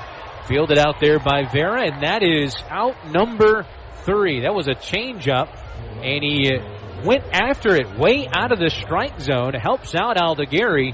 And how about the Italian second consecutive outstanding start, 7 innings of 2-run baseball, and he leaves that runner 90 feet away, that tying run 90 feet away at third base. On we go to the top of the 8th inning. Still 3-2 Rocket City. This is Trash Pandas Baseball on the Trash Pandas Broadcast Network in Valley Live. An emerald green field is iconic in baseball. That's what TDI Services desires to create for every one of its customers. As proud sponsors of the Trash Pandas, TDI Services brings its A game to provide winning lawn care and pest control to the outside of Toyota Field. TDI Services can do the same for your lawn with their innovative biological approach for better results, as nature intended. Visit TDIGreenServices.com/Trash Pandas or call today at 888-556-7985 for our best discount. At Bad Daddy's Burger Bar, we love baseball almost as much as we love serving up the best and baddest burgers around. People have called our burgers totally insane. And at Bad Daddy's, we take that as a compliment. But it's not just burgers. Up first, starters like our fried pickles, wings, or poblano frites. Second, try one of Bad Daddy's giant chopped salads. Third, our famous chef-inspired burgers with lots of different taste options. And before you head home, finish up with one of our shakes or delicious banana pudding. Bad Daddy's Burger Bar on the Parkway in Huntsville and Clift Farm in Madison. It's laundry season at Owen Home Appliance Center. Tired of that washer walking out the door and having to dry a load 2 or 3 times? It's time for a new washer and dryer. Pick from brands like Maytag, GE, Whirlpool, Electrolux, and of course, Speed Queen. Try the new 2-in-1 GE Profile that washes and dries a load all in one machine. Visit the interactive location in Lacey Springs where you can try the washers and dryers before you buy them. Owen Home Appliance Center. Quality products, quality pricing, quality service. It's in the name, Owen Home Appliance Center. This is Trash Panda Baseball on Talk Radio WZZN. Here we go to the top half of the 8th inning. Rocket City is on top 3-2. We got a good game going. And take you home here tonight. Here's Josh Carey. Okay, Chris, thank you so much. Yeah, it's a one-run ball game. Rocket City in front. The first pitch off the plate to Ryan Nicholson. It's 1-0, and Nick Hull still out there as he'll come set next offering. And the pitch hit foul off to the left. It will even at a ball and a strike. Nicholson, Kootenai, and Emerson, the middle part of the order, all due up as, again, Rocket City leads it by the score of 3-2 in the 8th inning. Off the line at third is Murray. Guarding the line at first is Aliendo. From the letters, here's the 1-1. Fastball just caught the upper part of the plate just barely. Nicholson wasn't too sure about it, and I don't blame him, but according to pitch tracks, it just nibbled the very top of the zone. It will go to a ball and 2 strikes. Hall got into some trouble last inning. He gave up 2 singles, also 2 sharp lineouts to center. Then got a pick off at first to get out of the inning. As the pitch down and away, it will even at 2 balls and 2 strikes. Base running has been really hard for Rocket City. Tonight they've had some miscues along the base paths that have really hurt them. Yet they're still up 1. Hull will go back to the letters. 2-2. Swing and a miss. Strike 3. Fired the 4-seam fastball by him at 90. Nicholson strikes out. He's now 1 for 4 with a 2-run homer back in the first. That'll be strikeout number 1 for Hull, strikeout number 3 for Knoxville pitchers, and 1 gone for Matt Kootenai, who's 1 of 2. A double back in the 4th. He's also walked and been hit with a pitch, so he's actually 1 of 1. As he'll stand in, left against left. Open stance, and now Kootenai will call time and step out of the box as he got something in his eye. Luke Murphy was throwing as Aldagiri wrapped up that 7th inning. My guess is we'll see Luke in the 8th, or actually I think that may be Camden Manasseh's now up and throwing. The set, and the pitch to Kootenai. Fastball hit foul straight back to the screen. It will go to no balls and a strike on the left-handed hitter. Due up in the bottom of the 8th for the Smokies. It'll be their 2, 3, and 4 hitters, Ramirez, Joyce, and Murray. That's a pretty difficult trio. Near the line at first, Aliendo. From the letters, next offering. And that one will miss low. That was a slider. And it will go to a ball and a strike. They're still in the bottom of the 6th from Chattanooga. Lookouts are trying to get back into things. They trail at 9-4. However, they have the bases loaded with 2 out. Kind of an ugly game out there tonight. Next pitch. Oh, a check swing foul back to the screen. He chased a slider that was well out of the strike zone, but Kootenai couldn't hold up. It will stay at a ball and 2 strikes. Meanwhile, they go to the 9th in Columbus. The Biscuits lead the Clingstones 7-2 as they look to put away the Clingstones to the Biscuits. Here's the set again. Hull delivers. And it hit. Oh, no, it's in play. Toward third. A barehand field throw to first. In time for out number 2. I thought it hit him. But apparently when he came through, I think it caught him on the knob of the bat. Let's see. Yeah, right on the knob. And he was kind of flailing his hand up and down as if to say, I've been hit. But here's the deal. When you bring your hands forward and the ball makes contact with your hand is then a part of the bat. That's the right call. Great reaction, by the way, by Kootenai. He knew the ball was in play, and he took off. It was a bang-bang play at first base. Chris Harris thinks he was safe. And on replay, it looks like he's safe as the pitch is a strike. It'll go to 0-1 on Emerson. What a quirky play. If your hands are back and you get hit, it is a hit by pitch. But once you come forward with a swing and the ball finds your hand is a part of the bat. That was the right call by home plate umpire Garrett Nelson. Next pitch. Fastball popped up. On the infield, this should end the inning. Under it is the first baseman, Aliendo. Backs up a couple of steps, makes the catch. Popping up to first is Emerson. And 1, 2, 3 go the Trash Pandas in the top of the 8th inning. We'll move to the bottom half. Rocket City leading at 3-2. This is Trash Panda Baseball on the Trash Panda Broadcast Network and Valley Live. Minutes still matter in an emergency. Chest pain, severe abdominal pain, high fever, and other emergencies often need fast medical care. Crestwood Medical Center is here to take care of you and your family. Learn more at crestwoodmedcenter.com. In baseball, it's all about the next play, the next win. There's no time for distractions or mistakes, and definitely no time for injuries. Top athletes from around North Alabama don't need to be worried about being sidelined. They have the award-winning team from SportsMed on their side with 4 convenient locations. You don't need to be an elite athlete to take advantage of SportsMed top orthopedic surgeons, physical therapy, and imaging services. SportsMed, keeping you off the bench and in the game. They're the only name you need to know for complete orthopedic care. SportsMed, it's where the pros go. Official team physicians of the Rocket City Trash Pandas. Call SportsMed today at 256-881-5151 or on the web at sportsmedalabama.com. SportsMed, keeping you off the bench and in the game. They're the only name you need to know for complete orthopedic care. Northrop Grumman is a proud supporter of the Rocket City Trash Pandas as we team together to make our community strong and viable for future generations. Northrop Grumman is looking for new individuals to help them define the next possible. Together we can all make a powerful impact to build stronger communities and bright futures. Visit www.northropgrumman.com for a full listing of exciting job opportunities. Now, back to the ball game. Let's rock it, Trash Pandas. This is Trash Panda Baseball on Talk Radio WZZN.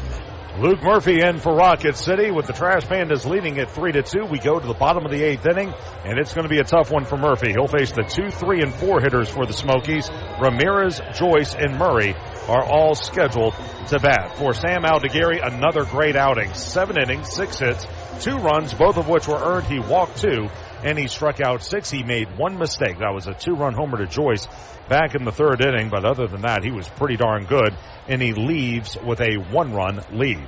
That home run, that was a good pitch, really. Yes, it was. It was a good pitch. It was a curveball down and in that Joyce yanked out of here. So Murphy's first offering is a fastball called a strike. It's 0-1. That one actually missed the plate high, but it was rung up by Garrett Nelson. 0-1 to him. Murphy has been up and down since coming to Rocket City about a month ago. He'll set in the 0-1. Fastball high and away. Going to even at a ball and a strike. Let's see, Murphy. They do their stat packs here very odd. I don't like it. Yeah, could you help him out? Well, maybe. Count at 1-1. Next pitch. Fastball, that'll miss high. 2 balls and a strike. Murphy, I promise you they do have pitching stats in here. Here we go. Earlier, no, yeah. I got it. Murphy, 0-2, a 4.38 ERA, 12th appearance to go along with 1 start, no saves, 12 in the 3rd innings. Next offering, swinging and a miss. Got the 4-seamer past him at 94. It will go to 2-2.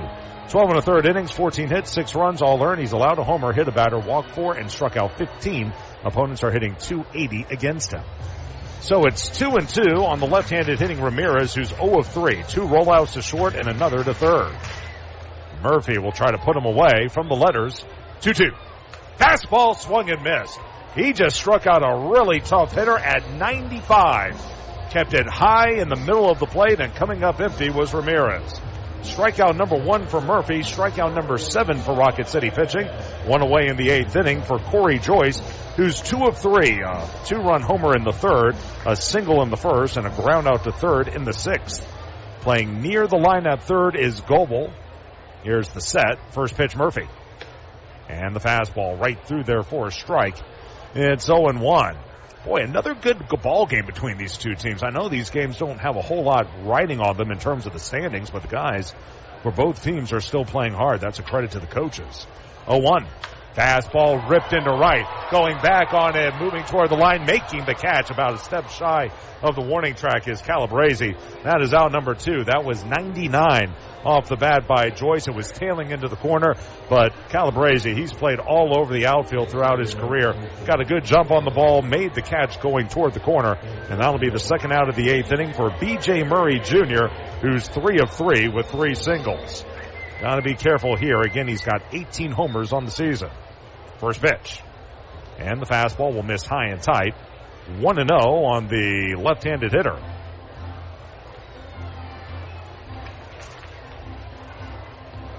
Well off the line at 3rd is Goebel. Next offering. Fastball tipped foul at home plate. It will go to a ball and a strike. Let's see, Murphy.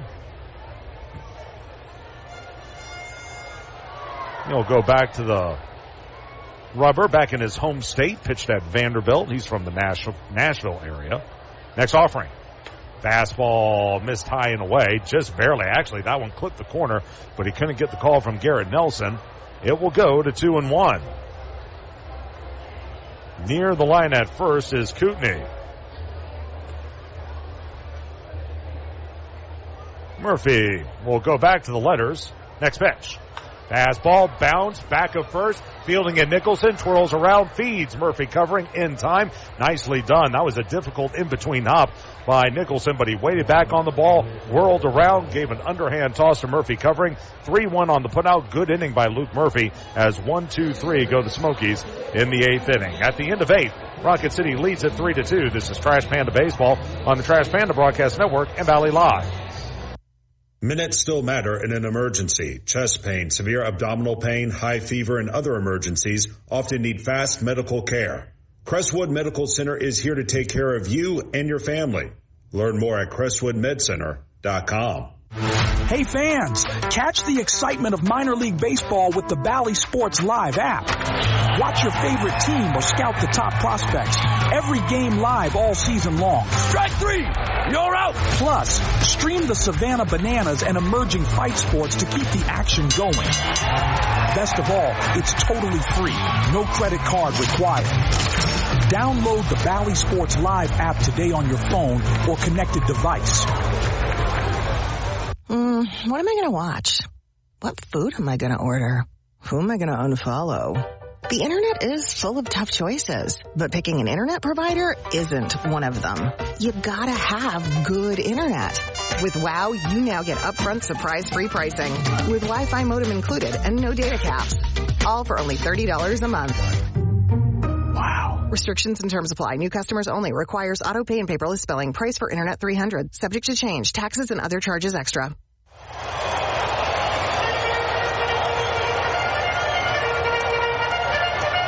This is Trash Panda Baseball on Talk Radio WZZN. A.J. Puckett will become the 4th pitcher of the game for Knoxville as he takes over in the top of the 9th inning. Rocket City leads it by the score of 3-2 as insurance would be nice.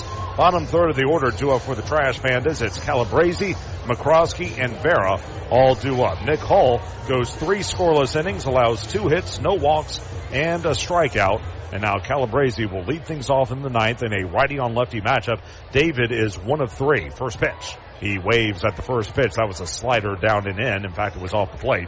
It's 0-1. Calabrese a single, a line out back to the pitcher, and a fielder's choice to first.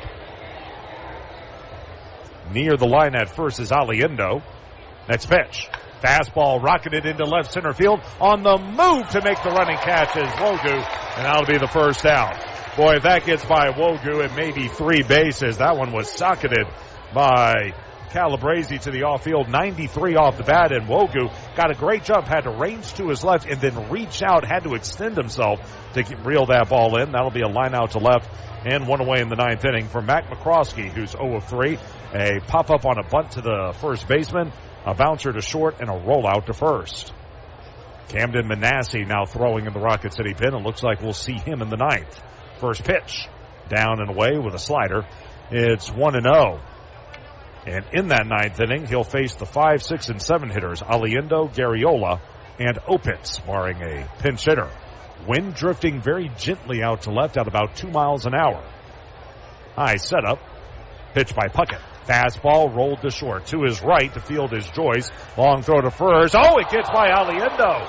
And it caroms off the dugout railing. Staying at first is McCroskey. Let's see how they score it. I'll tell you what, if they give it an air, I would be willing to give it to Aliendo. That throw got to him on a fly, and it looked like he just flat whiffed on it. Let's replay. See, maybe. It looks like it's frozen up there. Well, you know. Well, we'll let you know what they have to say. Either way, there's a runner at first with 1 out. Here is Errol Vera, who's 1 of 3. A double in the 5th with a run scored, a line out to center, and a ground out to first. He's hit the ball hard tonight. First pitch, Puckett. Fastball, chopped foul at first. It's 0-1. Here's the replay we're looking at. He just missed it. I think he just missed it. Tried to stretch out a little bit too far, and Well, sometimes when you get that stretched out, not everybody's Sam Brown. Well, they do score at an error. Now the question is, who's the error on? We'll find that out here in just a moment. As picking up the loose ball down the right field line is Ramirez. Either way, it's 3-2 in the ninth inning for Puckett. This is his second appearance of the series. He pitched on Tuesday, tossed a scoreless ninth inning. No hits, a walk, and a strikeout. Right on left, runner will go. Pitch is swung, and did he miss it or tip it? He tipped it, and that caught a piece of Opitz. They were going with a pitch out, I think, and still Vera went after the ball. He clipped it, and that'll be a foul ball. And that's too bad. I think McCroskey had a great jump. I think he would have beaten it even with the pitch out. But Vera went after the ball. It's now strike two. He's down in the count 0-2. That would have been a ball easily. So they gave the error to Joyce, by the way. Hopefully they'll change that. Wind drifting out toward left. Off the line at third is Murray. Puckett from the letters. Here's the 0-2. Fastball, swing and a miss. He chased one well out of the zone. High and away by about a foot. He strikes out. That'll be strikeout number 1 for Puckett. Out number 2 in the ninth inning with McCroskey at first. And we go back to the top of the order and David Mershon, who is 2 of 3. 2 singles, an RBI, a stolen base. Ground out to second, a walk, and a run scored. So right on left, playing in at third is Murray. Puckett kicks and delivers, and the sinker misses down and away. It's at 1 ball and no strikes. Puckett, former Braves farmhand, former Pepperdine Wave as well. He'll look in. Runner goes from first, 1-0, down and in, throw to second. That one's going to be not in time, as able to swipe it was McCroskey with a great head-first dive. That'll be his 9th stolen base in 14 opportunities. It was close, but it looked like he got in there. No argument from the Smokies, as the count will go to 2 balls and no strikes. Puckett 2-6, a 3.64 ERA, 44th appearance, all in relief, 15 of 18 in saves, 47 2/3 innings, 47 hits, 22 runs, 19 earned. He's allowed 2 homers. He's hit 4. He's walked 20, and he has struck out 42. That was close. Opponents are hitting 255 against him. What did you see? I think he got him. Well, perhaps it's a makeup call for Kootenai being called out. I don't know. Could be. Either way, a runner at second, 2 away. And now a hit would give Rocket City a much-needed insurance run as the wind continues to drift out to left at about 5 miles an hour. He's got a lot of room to the left side, does Mershon, if he wants to poke it to the off-field. Big lead at second by McCroskey. Here's the pitch. Swing and a miss. Got the fastball by him at 94. 2-1 the count. Again, Sam Aldeguerri went 7 today. Another quality start for him. And he's in line to win what would be his team-leading 9th game of the season. Who would have thought he would have a chance to win 9 games at times this season? He struggled mightily in the early part of this year. And for a team that's 40 games below 500, if he does get a win, he would move above 500 in his personal record. That's pretty impressive. Standing back in is Mershon. Shaded up the middle, the shortstop Joyce. Still 3 outs to get, though. Puckett sets and delivers. Fastball dribbled up the first base line. Tough play. It'll roll foul as Mershon weaves around everyone. Gets to the bag just to make sure in case the ball rolls back fair. But now the count is at 2 balls and 2 strikes and a chance for Puckett to end the ball or to end the inning. By the way, with that 9th win, he would tie Caden Dana and Coleman Crow for most wins in a single season by a Trash Panda. Coleman did it in 2022, Dana last season. Pretty impressive, and he would have one more start next week against Chattanooga, promotion permitting. Yeah. Mershon slowly walks back to home plate. Thought Mitch Ferris was a shoe-in to set the franchise record in strikeouts in a single season, but the big leagues came calling. Yep, and you know what? If he's not going to do it, that's the right reason not to do it. They'll look in by the right-hander Puckett as we resume action. 2-2. Swung and hit foul straight back to the screen. That was a sinker down and away, and Mershon fought it off. It will remain at 2 balls and 2 strikes. Again, Rocket City with 2 in the first, 1 in the 5th. Knoxville got both of their runs in the 3rd inning, and that's where we stand. 3-8-0 for Rocket City, 2-6-1 for Knoxville. Mershon pinwheels the bat a couple of times. Now he's set to go. From the letters, 2-2. Fastball called, strike 3. Yep, it caught the low part of the zone. Mershon rung up, strikeout number 2 for Puckett, strikeout number 5 for Knoxville pitchers, and Rocket City will strand a runner in scoring position. No runs, no hits, 1 error, 1 left. Bottom of the 9th, Trash Pandas will try to hang on as they lead at 3-2. This is Trash Panda Baseball on the Trash Panda Broadcast Network and Valley Live. When you call most roofing companies, all you'll hear is, you need a new roof. Not when you call Fleming. At Fleming Roofing and Restoration, we're focused on your needs, whether it's an easy repair or a full roof replacement. Folks around here have trusted Fleming since 1965 for all their residential and commercial roofing needs. And as the area's storm damage experts, Fleming knows all the ins and outs of the insurance claims process. Log on FlemingHSV.com to schedule your free estimate today. Fleming Roofing and Restoration. We show up. At Mad Daddy's Burger Bar, we love baseball almost as much as we love serving up the best and baddest burgers around. People have called our burgers totally insane. And at Mad Daddy's, we take that as a compliment. But it's not just burgers. Up first, starters like our fried pickles, wings, or poblano frites. Second, try one of Mad Daddy's giant chopped salads. Third, our famous chef-inspired burgers with lots of different taste options. And before you head home, finish up with one of our shakes or delicious banana pudding. Mad Daddy's Burger Bar on the Parkway in Huntsville and Clift Farm in Madison. You've got to experience Toyotathon at Bill Penny Toyota. They've got the selection with over 700 new Toyotas to choose from. And they've got the extras with Bill Penny perks and a 10-year unlimited warranty. So get on over to Bill Penny Toyota today and experience Toyotathon. Bill Penny Toyota in Huntsville and online at BillPennyToyota.com. Bill Penny's Toyota 10-year unlimited warranty is valid through the 10th year of ownership. Valid on new vehicles only. See dealer for details. This is Trash Panda Baseball on Talk Radio WZZN. Bottom of the 9th inning, Trash Pandas leading at 3-2. Camden Manasseh on to try and close it out, and he will face again the 5, 6, and 7 hitters for Knoxville. Aliendo, Garriola, and Opitz all due up. Good job by Luke Murphy. He tosses a 1-2-3 8th inning and strikes out 1, so he's done for the day. And we'll get you the numbers on Manasseh in just a moment, who's been pitching very, very well of late, but he can be up and down. He's pitching several different positions out of the bullpen. Middle relief, setup man, and closer. In fact, he was Rocket City's closer for most of last season. So Aliendo to lead things off. 0 of 3, 2 flyouts to center, and a strikeout swinging. Righty on righty. First pitch, Manasseh. Here's a fastball missing high. It will go to 1-0. Camden, 1-3 on the year, 3.81 ERA, 44th appearance, all in relief. He's 3 of 4 in save opportunities. Get you the rest in just a moment. Next pitch. That one lifted into deep left. Going back on it, Colas. He looks up and it's out of here.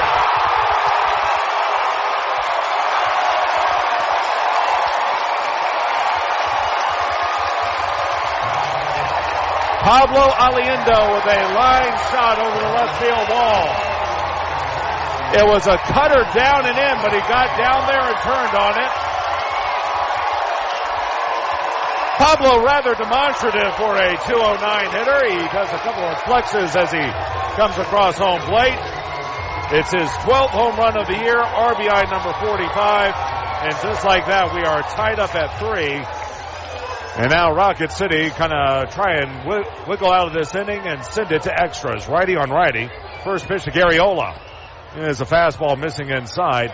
It's 1-0. So all that hard work by Aldeguerri goes by the wayside.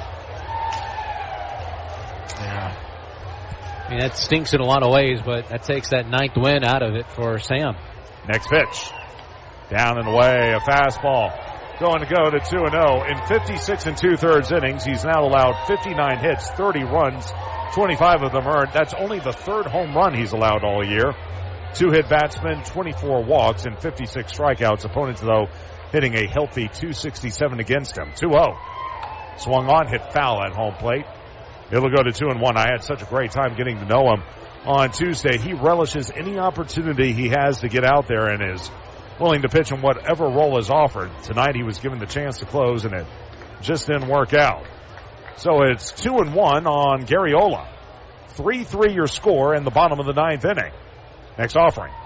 That one's high. It goes off the mid of Emerson into the backstop, and it will go to 3 balls and a strike. I mean, who am I to question anything, but that bullpen is having its struggles right now. Yeah. And, you know, Luke Murphy went out there and gave you a clean inning. That would have been nice to see him come back in. That's armchair quarterbacking it, but here's the 3-1. Fastball lobbed into right, coming toward the line. Calabrese to make the running catch. That'll be out number 1. He just caught it off the end of the bat to Garriola. He chased one off the plate. And again, Calabrese chased it down for out number 1. I'll throw this at you as well. Again, in minor league baseball, we're about development. You got to get guys out there in different situations. Want to see Murphy as a setup man. Want to see Manasseh closing, especially as we get to the end of the season. If this is a major league game, I agree with you, though. Yeah. Righty on lefty against Opitz. Manasseh fires away. Fastball cut through and miss. It's 0-1. Casey 0 of 2. A fly out to center, a strikeout swinging, and a walk. Well off the line at third is Goebel. Near the line at first is Nicholson. Manasseh. Here's the 0-1. Fastball going to miss inside and even up at a ball and a strike. Manasseh pitched here on Tuesday when an inning and a third scoreless. In fact, he retired all 4 men he faced and struck out 1. He did not face Aliendo in that game for what it's worth. Next pitch. Fastball, that'll miss inside, and it goes to 2 balls and a strike. And like we said with Camden, his consistency's been a little up and down in his 2 years with Rocket City. That's one of the reasons he's still in a Trash Pandas uniform. I'm sure he'll make a push for AAA next season.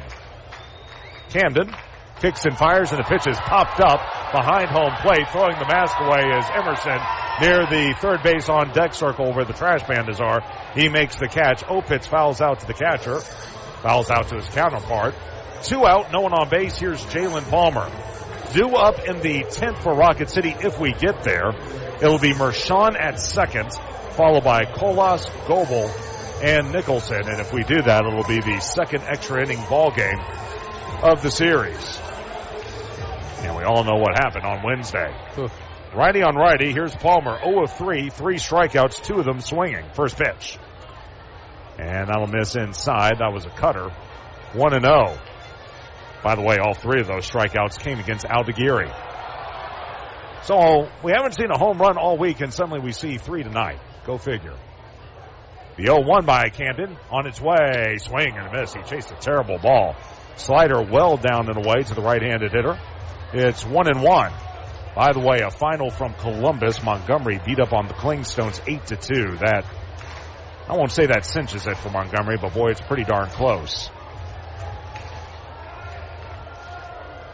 The look in. Camden kicks and delivers.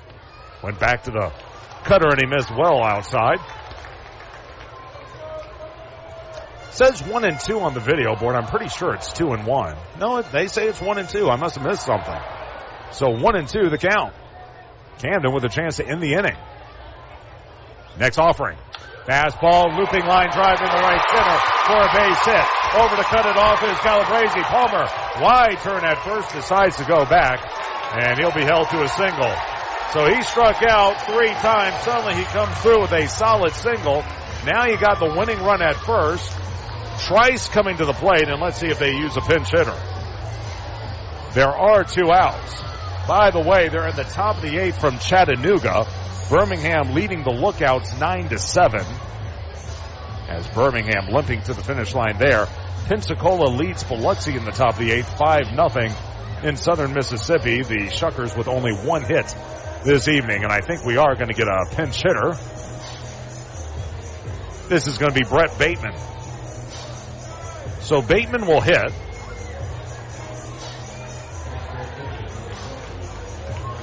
Runner at first with 2 out. And meanwhile, Palmer can run. He's 22 of 29 in the stolen base department. Let's see if they put him on the move here. Bateman, he's been a pest all series long. For the year, he's 270 with 2 homers and 31 driven in. So a righty on lefty matchup. Even with the bag at third, playing off the line is Goebel. They are straight away and deep in the outfield. Short lead at first by Palmer. Nicholson holds him. First pitch. Fastball just inside. It was off the plate, but not by much. It's 1-0. A leadoff solo home run by Pablo Aliendo here in the ninth inning has tied the ball game at 3 apiece. Camden kicks and delivers. Fastball cut through a miss. Went mano-a-mano that time, and Bateman came up empty. It'll even at a ball and a strike. And, I was about to say this before Aliendo's home run. Didn't get a chance to. But of the 3 guys you were going to face this inning, that was the one who feared you the most, and he's the one who bit Rocket City in the whatchamacallit. Runner will go from first. Pitch is a strike. Throw to second. It's going to be in time. That is a perfect throw by Miles Emerson. Low right on the bag. Very easy tag for Mac McCroskey as he slapped it on. That'll be a caught stealing. That goes 2-6 on Jalen Palmer. And that will retire the side in the ninth inning. However, the Smokies do get a run. It's earned on the solo home run by Aliendo. That was one of 2 hits in the inning. No errors, no one left. Free baseball from Covenant Health Park. Yay! Side up at 3, Trash Pandas and Smokies. This is Trash Panda Baseball on the Trash Panda Broadcast Network and Valley Live. Crestwood Medical Center is committed to keeping patients safe, so please don't delay in getting treatment when you need emergency care. Visit CrestwoodMedCenter.com to see what they are doing to keep you safe. In baseball, it's all about the next play, the next win. There's no time for distractions or mistakes, and definitely no time for injuries. Top athletes from around North Alabama don't need to be worried about being sidelined. They have the award-winning team from SportsMed on their side with 4 convenient locations. You don't need to be an elite athlete to take advantage of SportsMed top orthopedic surgeons, physical therapy, and imaging services. SportsMed, keeping you off the bench and in the game. They're the only name you need to know for complete orthopedic care. SportsMed, it's where the pros go. Official team physicians of the Rocket City Trash Pandas. Call SportsMed today at 256-881-5151 or on the web at sportsmedalabama.com. SportsMed, keeping you off the bench and in the game. They're the only name you need to know for complete orthopedic care. As proud sponsors of the Trash Pandas, TDI Services delivers professional lawn care, mosquito and flea tick control around Toyota Field. Creating a winning lineup of lawns at homes across Huntsville and Madison County, TDI Services pledges home run lawn care and pest service with our innovative biological practices, using fewer chemicals as nature intended. Visit TDIGreenServices.com/Trash Pandas or call 888-556-7985 to transform your lawn and save. This is Trash Panda Baseball on Talk Radio WZZN. We go to the 10th inning. Rocket City is locked in a 3-3 tie with the Smokies. Mershon at second. Here's Kolas to lead things off, and the first pitch is fouled straight back. 0-1 to Oscar, who is 0-3 tonight. A ground out to first, a bouncer to the mound, a walk, and a line out to center. You all know the rules by now. Mershon will start at second, followed by Kolas, Goebel, and Nicholson against A.J. Puckett. This is now Puckett's second inning of work. Wind drifting out toward left. A solo homer by Pablo Aliendo has tied this game in the ninth inning. Trash Pandas 4-9 in extras this season. Here's the 0-1 on the way. Fastball high and away. Going to go to a ball and a strike. And for the bad guys, the Smokies, they are 4-8 in extras this season, I should say. 1-7 at home. One of those come against? No, neither has come against Rocket City. I think we haven't had an extra inning game until this week. That's the only win they have. Pitch down and in, a slider, and it will go to 2-1. And it took a 4-run comeback to do that. That's strange. Well, they're a strange team. We're a strange team. That's what happens when you're below 500. Weird things happen.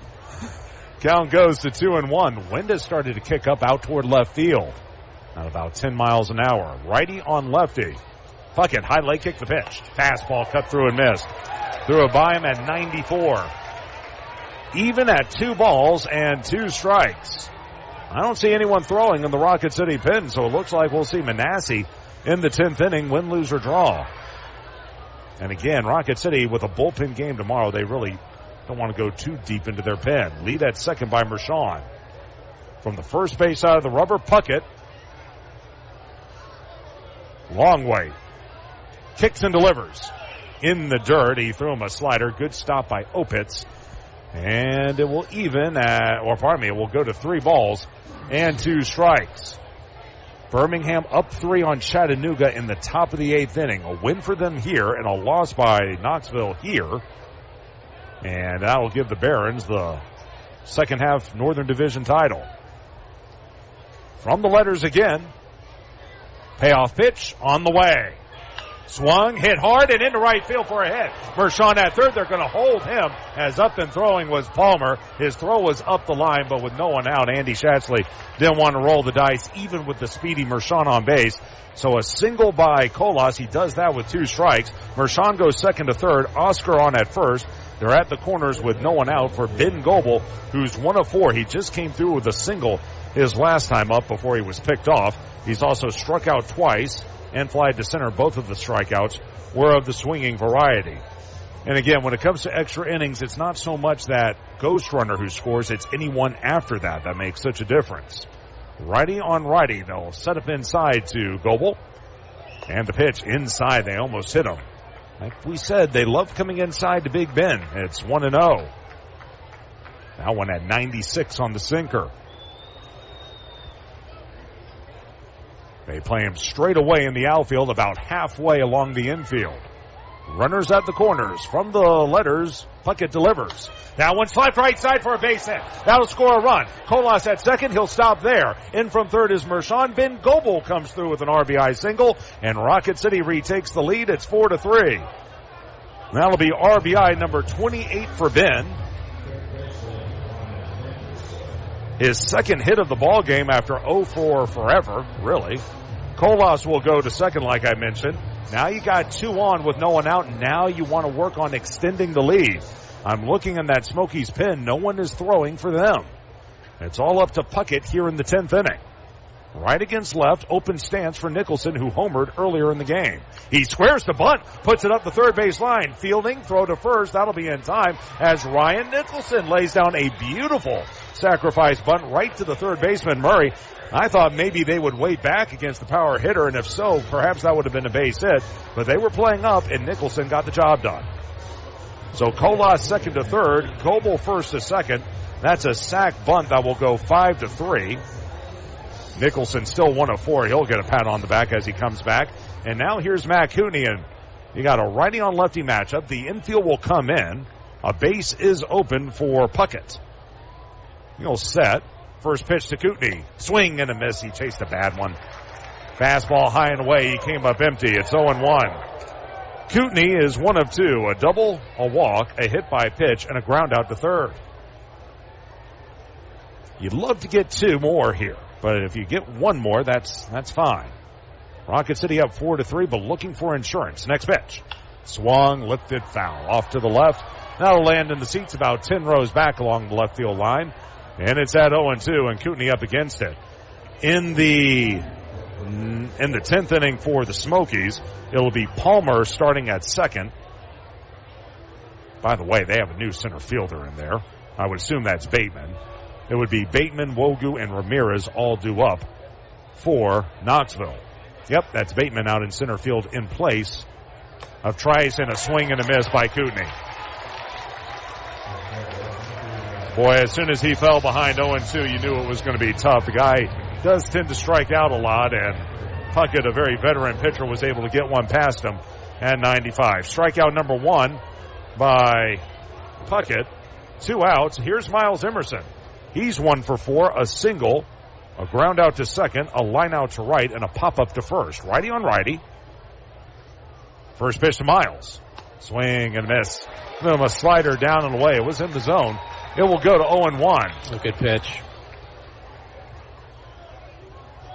Miles has had a couple of big hits this season. Can he come through again, though? Huge lead at second by Goebel. Away at third is Colas. Next offering. Swung on, lifted to right. That won't do anything. Moving to his right is Palmer. He's under it. He's got it, and that will retire the side. Rocket City gets the ghost runner in, but nothing else. So it's an unearned run on 2 hits no errors in the inning, and 2 big ones left in scoring position. Bottom of the 10th. Can Rocket City hang on? They lead at 4-3. This is Trash Panda Baseball on the Trash Panda Broadcast Network in Valley Live. The Trash Pandas would like to thank their partner, Frame World Art Gallery. Family owned and operated and located in Huntsville now for over 36 years. Frame World is the place for all of your framing needs. Whether it's award framing, custom framing, sports art from Daniel Moore, Doug Hess, and more, or special keepsakes and collectible objects. Frame World can take care of it all. And if you mention this ad, you can save 25% off of any order. Check out Frame World Art Gallery at 2508 Memorial Parkway Southwest, or give them a call at 256-539-8859. What am I going to watch? What food am I going to order? Who am I going to unfollow? The internet is full of tough choices, but picking an internet provider isn't one of them. You gotta have good internet. Get upfront surprise-free pricing with Wi-Fi modem included and no data caps. Plus bundle Internet 300 with YouTube TV for just $92.99 per month for 12 months with autopay and paperless billing. Wow. Restrictions and terms apply. New customers only. Requires autopay and paperless billing. Price for Internet 300. Subject to change. Taxes and other charges extra. Together, let's celebrate the big occasions and the little moments. The firsts and forevers. Let's celebrate others and celebrate ourselves. Because every milestone matters. And we promise to be with you for every one of them. Shop Reed's Jewelers and Reeds.com to find the perfect gift to celebrate your life's moments. Reed's Jewelers, trusted with life's moments. Visit your local Reed's Jewelers at Bridge Street Town Center and Parkway Place Mall. This is Trash Panda Baseball on Talk Radio WZZN. Bottom of the 10th inning, Trash Pandas leading at 4-3.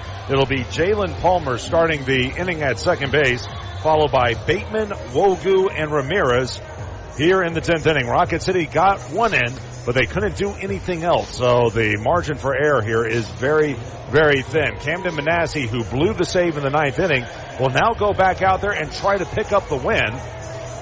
As again, he'll need 3 more outs to do that. And now the umpires are going to get together. I'm not sure what this is about. I don't know either. Manassi looking at them. He's kind of got his hands in the air as if to say, what is this?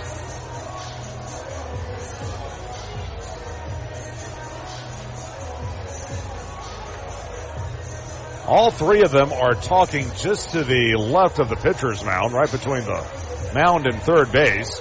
Lance Reimel is standing in fair territory about a third of the way toward home plate. I have no idea. They look over at Andy Schatsley and say something. There's something about the batting order or something about Bateman being at second base. Is that? Well, Palmer's at second. Bateman's at the plate. Remember, Palmer was thrown out at the base. That's right. Yeah. I think they got this right. So I think that's what it was. They were just making sure. So righty on lefty, they'll pinch in at the corners. Bateman will stand in. He was at the plate when Palmer was thrown out to end last inning. First pitch. Swing and a miss. So they don't have him bunt as they went after the cutter high and away. It's 0-1. You don't really see a guy come in to pinch hit, doesn't have a plate appearance, then goes to the field. Yeah. Before he has his appearance at the plate. You can't predict baseball, Chris. No. Here's the set. Check of second, the 0-1.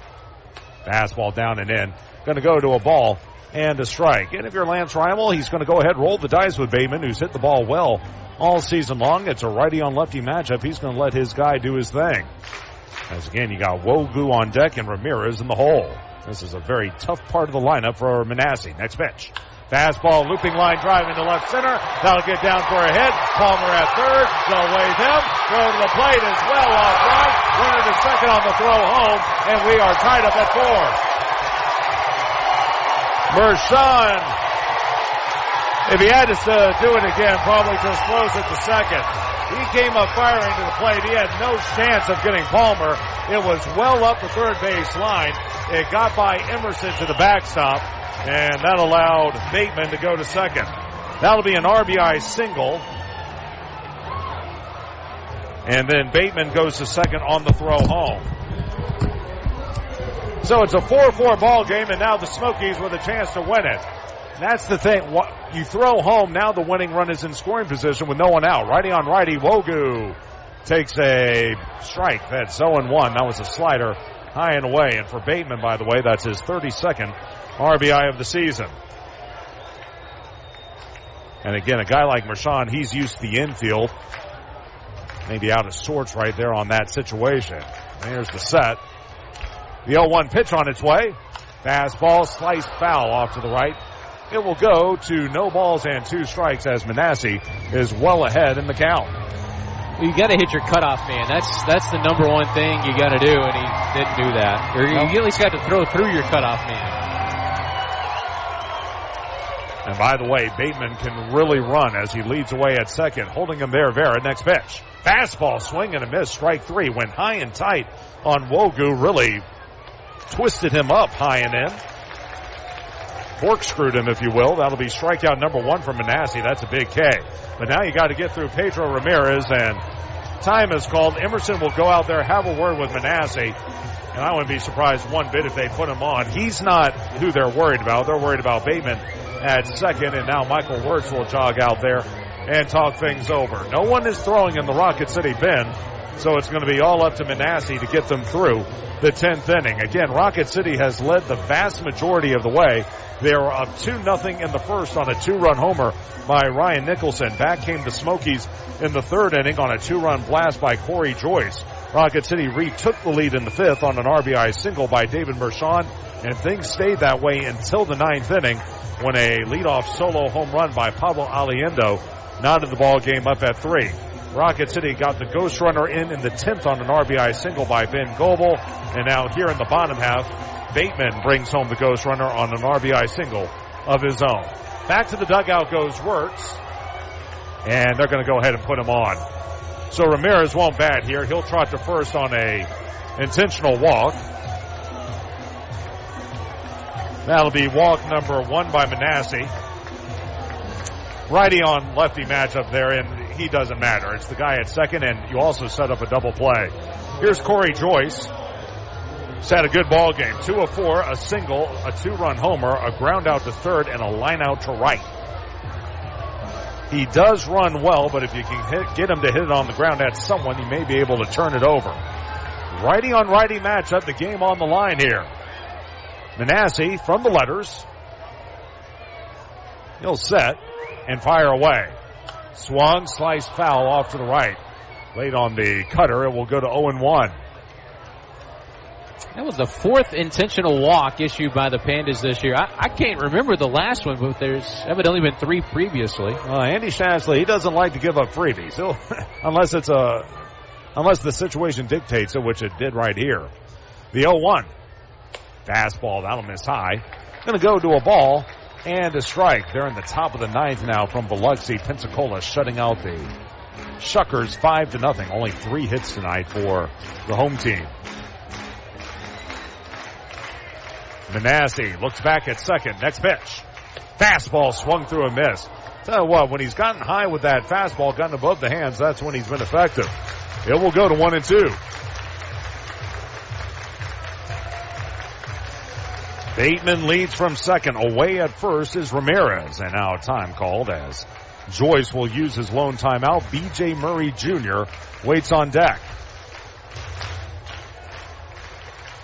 Manassi ready to go again as standing in is Joyce. The 1-2. Long wait. Here it is. Just missed outside. Oh, it looked like it clipped the plate. It looked like the outside third of that baseball may have clipped the black, but that was too close to call, and Garrett Nelson said it was down and away. Good pitch that time by Manassi, just didn't get the call. So even at 2-2, playing behind the runner at first is Nicholson. Next offering, down and away, missed with the cutter. 3-2. They play more shallow now in the outfield. All 3 men, Colas, Mershon, and Calabrese, have great throwing arms. I will say, Colas a little deeper and left against the right-handed hitter. Manassi has to get one over. The set, the 3-2. Call strike 3. Threw him a cutter. It was middle in, and taking it was Joyce. He was looking for something else, and he got strike 3 instead. 2 strikeouts in the inning and in the game for Manassi. That's strikeout number 9 for Rocket City pitching. Now you got runners at first and second, 2 away, and it's going to be up to B.J. Murray Jr. And behind him, for what it's worth, is Pablo Aliendo. If we have an 11th, it'll be Emerson at second for Rocket City, followed by Calabrese, McCroskey, and Vera. But first things first, Camden will go from the letters. Pitch to Murray. Here it is. Did he go on the check swing? They appeal. No, he did not, says third base umpire Justin Juska from the middle of the diamond. It's 1-0. You may ask, righty on lefty, why not just put him on? Because then that puts the winning run on third base, and too many other factors come into play if that happens. Manassi will now step off the rubber. Murray tonight, 3 of 4, 3 singles and a rollout to first. He'll take a moment and stand back in from the left-handed batter's box. Murray ready. Manassi, he'll come set against the switch hitter. Here's the 1-0. Swung, pop, foul out of the stadium. It'll even at a ball and a strike. Against right-handers this season, Murray has struggled, only hitting 200. It's against lefties where he's done his damage. Count at 1-1. Another close ball game between these two teams. Our second extra inning game of the week. Right against left as Murray will dig back in. Manassi from the belt. Here's the 1-1. Swing and a miss. Got it past him at 95. A fastball that went high and tight to the left-handed hitter. It's 1-2, and Manassi can get through the 10th inning with one more strike. Bateman at second, leading away at first is Ramirez. Off the line at third is Goebel. Shaded up the middle, the shortstop, McCroskey. The pitch. Swung loud down the right field line. That is a foul ball as it lands off the instep of that right field padding off the sidewall, and everyone will go back to their respective bases as it stays at 1-2. We cannot see pretty much all of foul territory down the right field line, so off the bat you're not really sure if it's going to land foul or not, but that one was foul by plenty. A slider down and in. Murray chased one off the plate. And actually, he broke his bat. He'll go over to the dugout and get a new war club. While he does that, let's give our station a chance to identify itself. This is Trash Panda Baseball on the Trash Panda Broadcast Network and Valley Live. HD 97.7.2, WZZN FM, Union Grove, Huntsville, Alabama. Talk Radio, WZZN. Murray gets his new war club and will stand back in. Righty on lefty. Leading at second, Bateman. Away at first, Ramirez. Near the line at first is Nicholson. Manassi kicks and delivers. Inside, he brushed him back with a fastball at 96. 2 balls and 2 strikes on B.J. Murray, who, by the way, until tonight had been held hitless for the series. But again, 3 singles have gotten him off the schneid. Camden looking to end the 10th. The set and the pitch. Swung loud into right center. That's going to get down for a hit. Runner at third. He'll come around and score. And it's a winner for Knoxville. A little jam shot into right center field. Vera went out. It was just beyond his reach. A bloop single for B.J. Murray. In from second is Bateman. And for the second time this week, the Smokies will walk it off. For Murray, that'll be his 4th single of the game. His league-leading 83rd RBI. In from second, Bateman. First to second, Ramirez. And in the 10th inning for the Smokies, they'll get 2 runs, 1 earned on 2 hits. No errors in the frame and 2 men left on base. Your final score on this Friday evening, it was another good one, but the Smokies end up on top. They defeat the Trash Pandas in 10 innings by the final score of 5-4. We'll take a timeout, come back with the Northrop Grumman postgame show right after this. This is Trash Panda Baseball on the Trash Panda Broadcast Network and Valley Live. Minutes still matter in an emergency. Chest pain, severe abdominal pain, high fever, and other emergencies often need fast medical care. Crestwood Medical Center is here to take care of you and your family. Learn more at crestwoodmedcenter.com. In baseball, it's all about the next play, the next win. There's no time for distractions or mistakes, and definitely no time for injuries. Top athletes from around North Alabama don't need to be worried about being sidelined. They have the award-winning team from SportsMed on their side with 4 convenient locations. You don't need to be an elite athlete to take advantage of SportsMed top orthopedic surgeons, physical therapy, and imaging services. SportsMed, keeping you off the bench and in the game. They're the only name you need to know for complete orthopedic care. SportsMed, it's where the pros go. Official team physicians of the Rocket City Trash Pandas. Call SportsMed today at 256-881-5151 or on the web at sportsmedalabama.com. SportsMed, keeping you off the bench and in the game. They're the only name you need to know for complete orthopedic care. Northrop Grumman is a proud supporter of the Rocket City Trash Pandas as we team together to make our community strong and viable for future generations. Northrop Grumman is looking for new individuals to help them define the next possible. Together we can all make a powerful impact to build stronger communities and bright futures. Visit www.northropgrumman.com for a full listing of exciting job opportunities. Now, back to the ball game. Let's rock it, Trash Pandas. This is Trash Panda Baseball on Talk Radio WZZN. Another one is in the books. Now, let's head to postgame.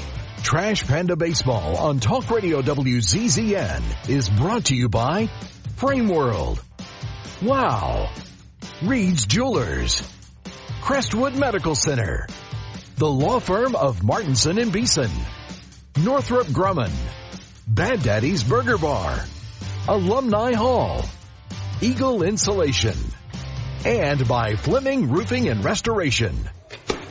Welcome into the Northrop Grumman postgame show, everyone. Josh Carey with you. Back at Mission Control running the boards is Jeff Scarborough. And once again, a heartbreaker for Rocket City tonight as they lose this one in 10 innings by the final score of 5-4. They have the fireworks going off here on this Friday evening. So we'll go ahead and get into the wrap-up of this ball game. The Trash Pandas now fall to 1-3 in this series, and 2 of those losses have been in extra innings. And just think about that. If Rocket City wraps up the game on Wednesday, they get the victory here tonight, suddenly they would have taken 3 of the first 4, and you would say, hey, these guys are really playing good baseball entering the final couple of weeks of the season. But, hey, it's just been a long season, and tonight was kind of prototypical of that as Rocket City again comes up short by the final score of 5-4. In 10 innings, the Trash Pandas fall to 44-85 on the season, 20-41 in the second half. Meanwhile, the Smokies the Smokies up their record to 63-65. They are 31-29.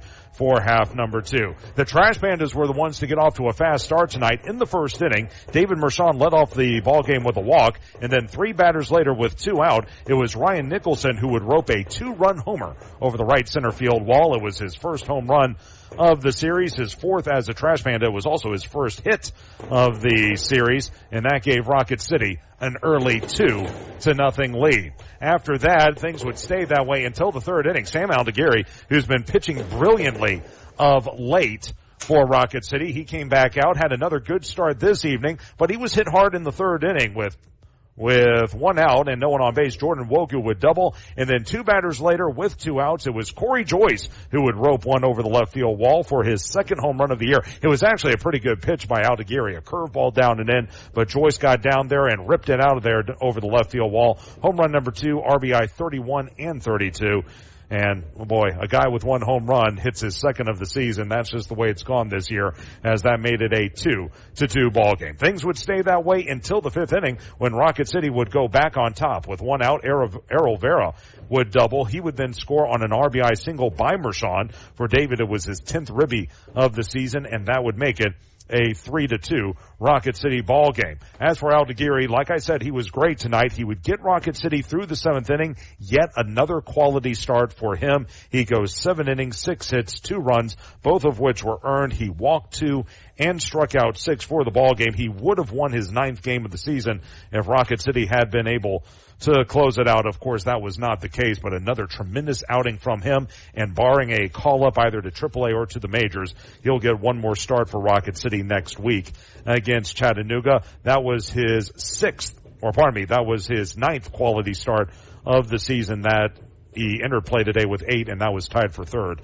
in the Southern League. So it was a 3-2 ball game entering the 9th inning. I should note that Luke Murphy tossed a 1-2-3 8th inning. Then in the 9th, it was Camden Manasseh, who's closed before, who came on for Rocket City, and he gave up a leadoff solo home run to Pablo Aliendo. For Aliendo, it was his 12th home run of the year, RBI number 45, and that would retie the ball game at 3 apiece, and Manasseh blows the save. So things stay that way until the 10th inning. We go into those extra inning rules. It was Mershon serving as the ghost runner at second base. He would move to third on a single by Oscar Colas. And then with runners at the corners and no one out, Ben Goebel would go to the opposite field with his second single of the ball game. That brought in Mershon from third to give Rocket City a 4-3 lead. And for Goebel, it was his 28th RBI of the season. After that, and this wound up being a good play, so I can't really criticize it too much, but you kind of go back, hindsight 2020. Ryan Nicholson, who just hit a home run earlier in the game, one of your power hitters, he comes to the plate, he lays down a beautiful sacrifice bunt to move Colas to third and Goebel to second. It's easy to say it now, but you wonder how things would have transpired with your power hitter up there with 2 men on and no one out. Still, he laid down the bunt, runners moved up. From there, Matt Kootenai would strike out swinging. Miles Emerson would fly out to right. So again, Rocket City got that ghost runner in, but they couldn't get anything else, and they were still up against it as we entered the bottom of the 10th inning. In the bottom of the 10th, it was Jalen Palmer who started at second baseman. As he went back out there to try and win the game this time for Rocket City, but he would give up an RBI single to Brett Bateman, who would then move to second on a poor throw to the plate by David Mershon. They don't score it in there, but they might as well have. It was well up the third base line. Bateman went to second on the throw home. RBI single for Bateman would make it a 4-4 ball game. After Jordan Wogu struck out and Pedro Ramirez was intentionally walked, Corey Joyce would strike out looking for out number 2, but with the count 1-2 on B.J. Murray, he was sawed off on a pitch inside. Still, he was able to fight it off into shallow right field, just beyond the reach of the second baseman, Errol Vera. A bloop hit on a 1-2 pitch. Around from third came Brett Bateman, and that's how the game ended, and that's just been a microcosm of the season for Rocket City as the Smokies walk it off by the final score of 5-4 in 10 innings. Here are your totals for the Trash Pandas. 4 runs on 10 hits. They commit no errors and leave 9. The Smokies with 5 runs on 10 hits, 1 error. They leave 7. Your winning pitcher tonight for the Smokies is A.J. Puckett. He'll run his record to 3-6 on the season. Puckett, he wound up going 2 innings. He allowed 2 hits, a run. It was unearned. It was the ghost runner in the 10th inning. So 1 run, it was unearned. He walked no one, and he struck out he struck out 3 for the game. Did I get that right? Yeah, he struck out 3 for the game, 2 in the 9th and 1 in the 10th. So he had 3 strikeouts for the contest. He gets the win to move to 3-6. As for the Trash Pandas, taking the loss will be Camden Manasseh, and Camden inning in 2/3 tonight. He's been good for most of the season, but tonight he just didn't have it. Inning in 2/3, 4 hits, 3 runs, 2 of which were earned. He walked 1 and he struck out 2 for the ball game. And for Manasseh, his record now on the season is 1-4. So he's 1-4 on the year. No save in the ball game. Time of game was 2 hours and 57 minutes. And I'll quickly get you an attendance here. It'll be a downright lie. I can assure you of that. Your attendance, 6,694. It was maybe 5,000, if that. 6,694 is the attendance tonight. As again, your final score in 10 innings. Knoxville walks off Rocket City by the final score of 5-4. We'll take a break on the Northrop Grumman post-game show. Come back and wrap it up right after this. This is Trash Panda Baseball on the Trash Panda Broadcast Network and Valley Live.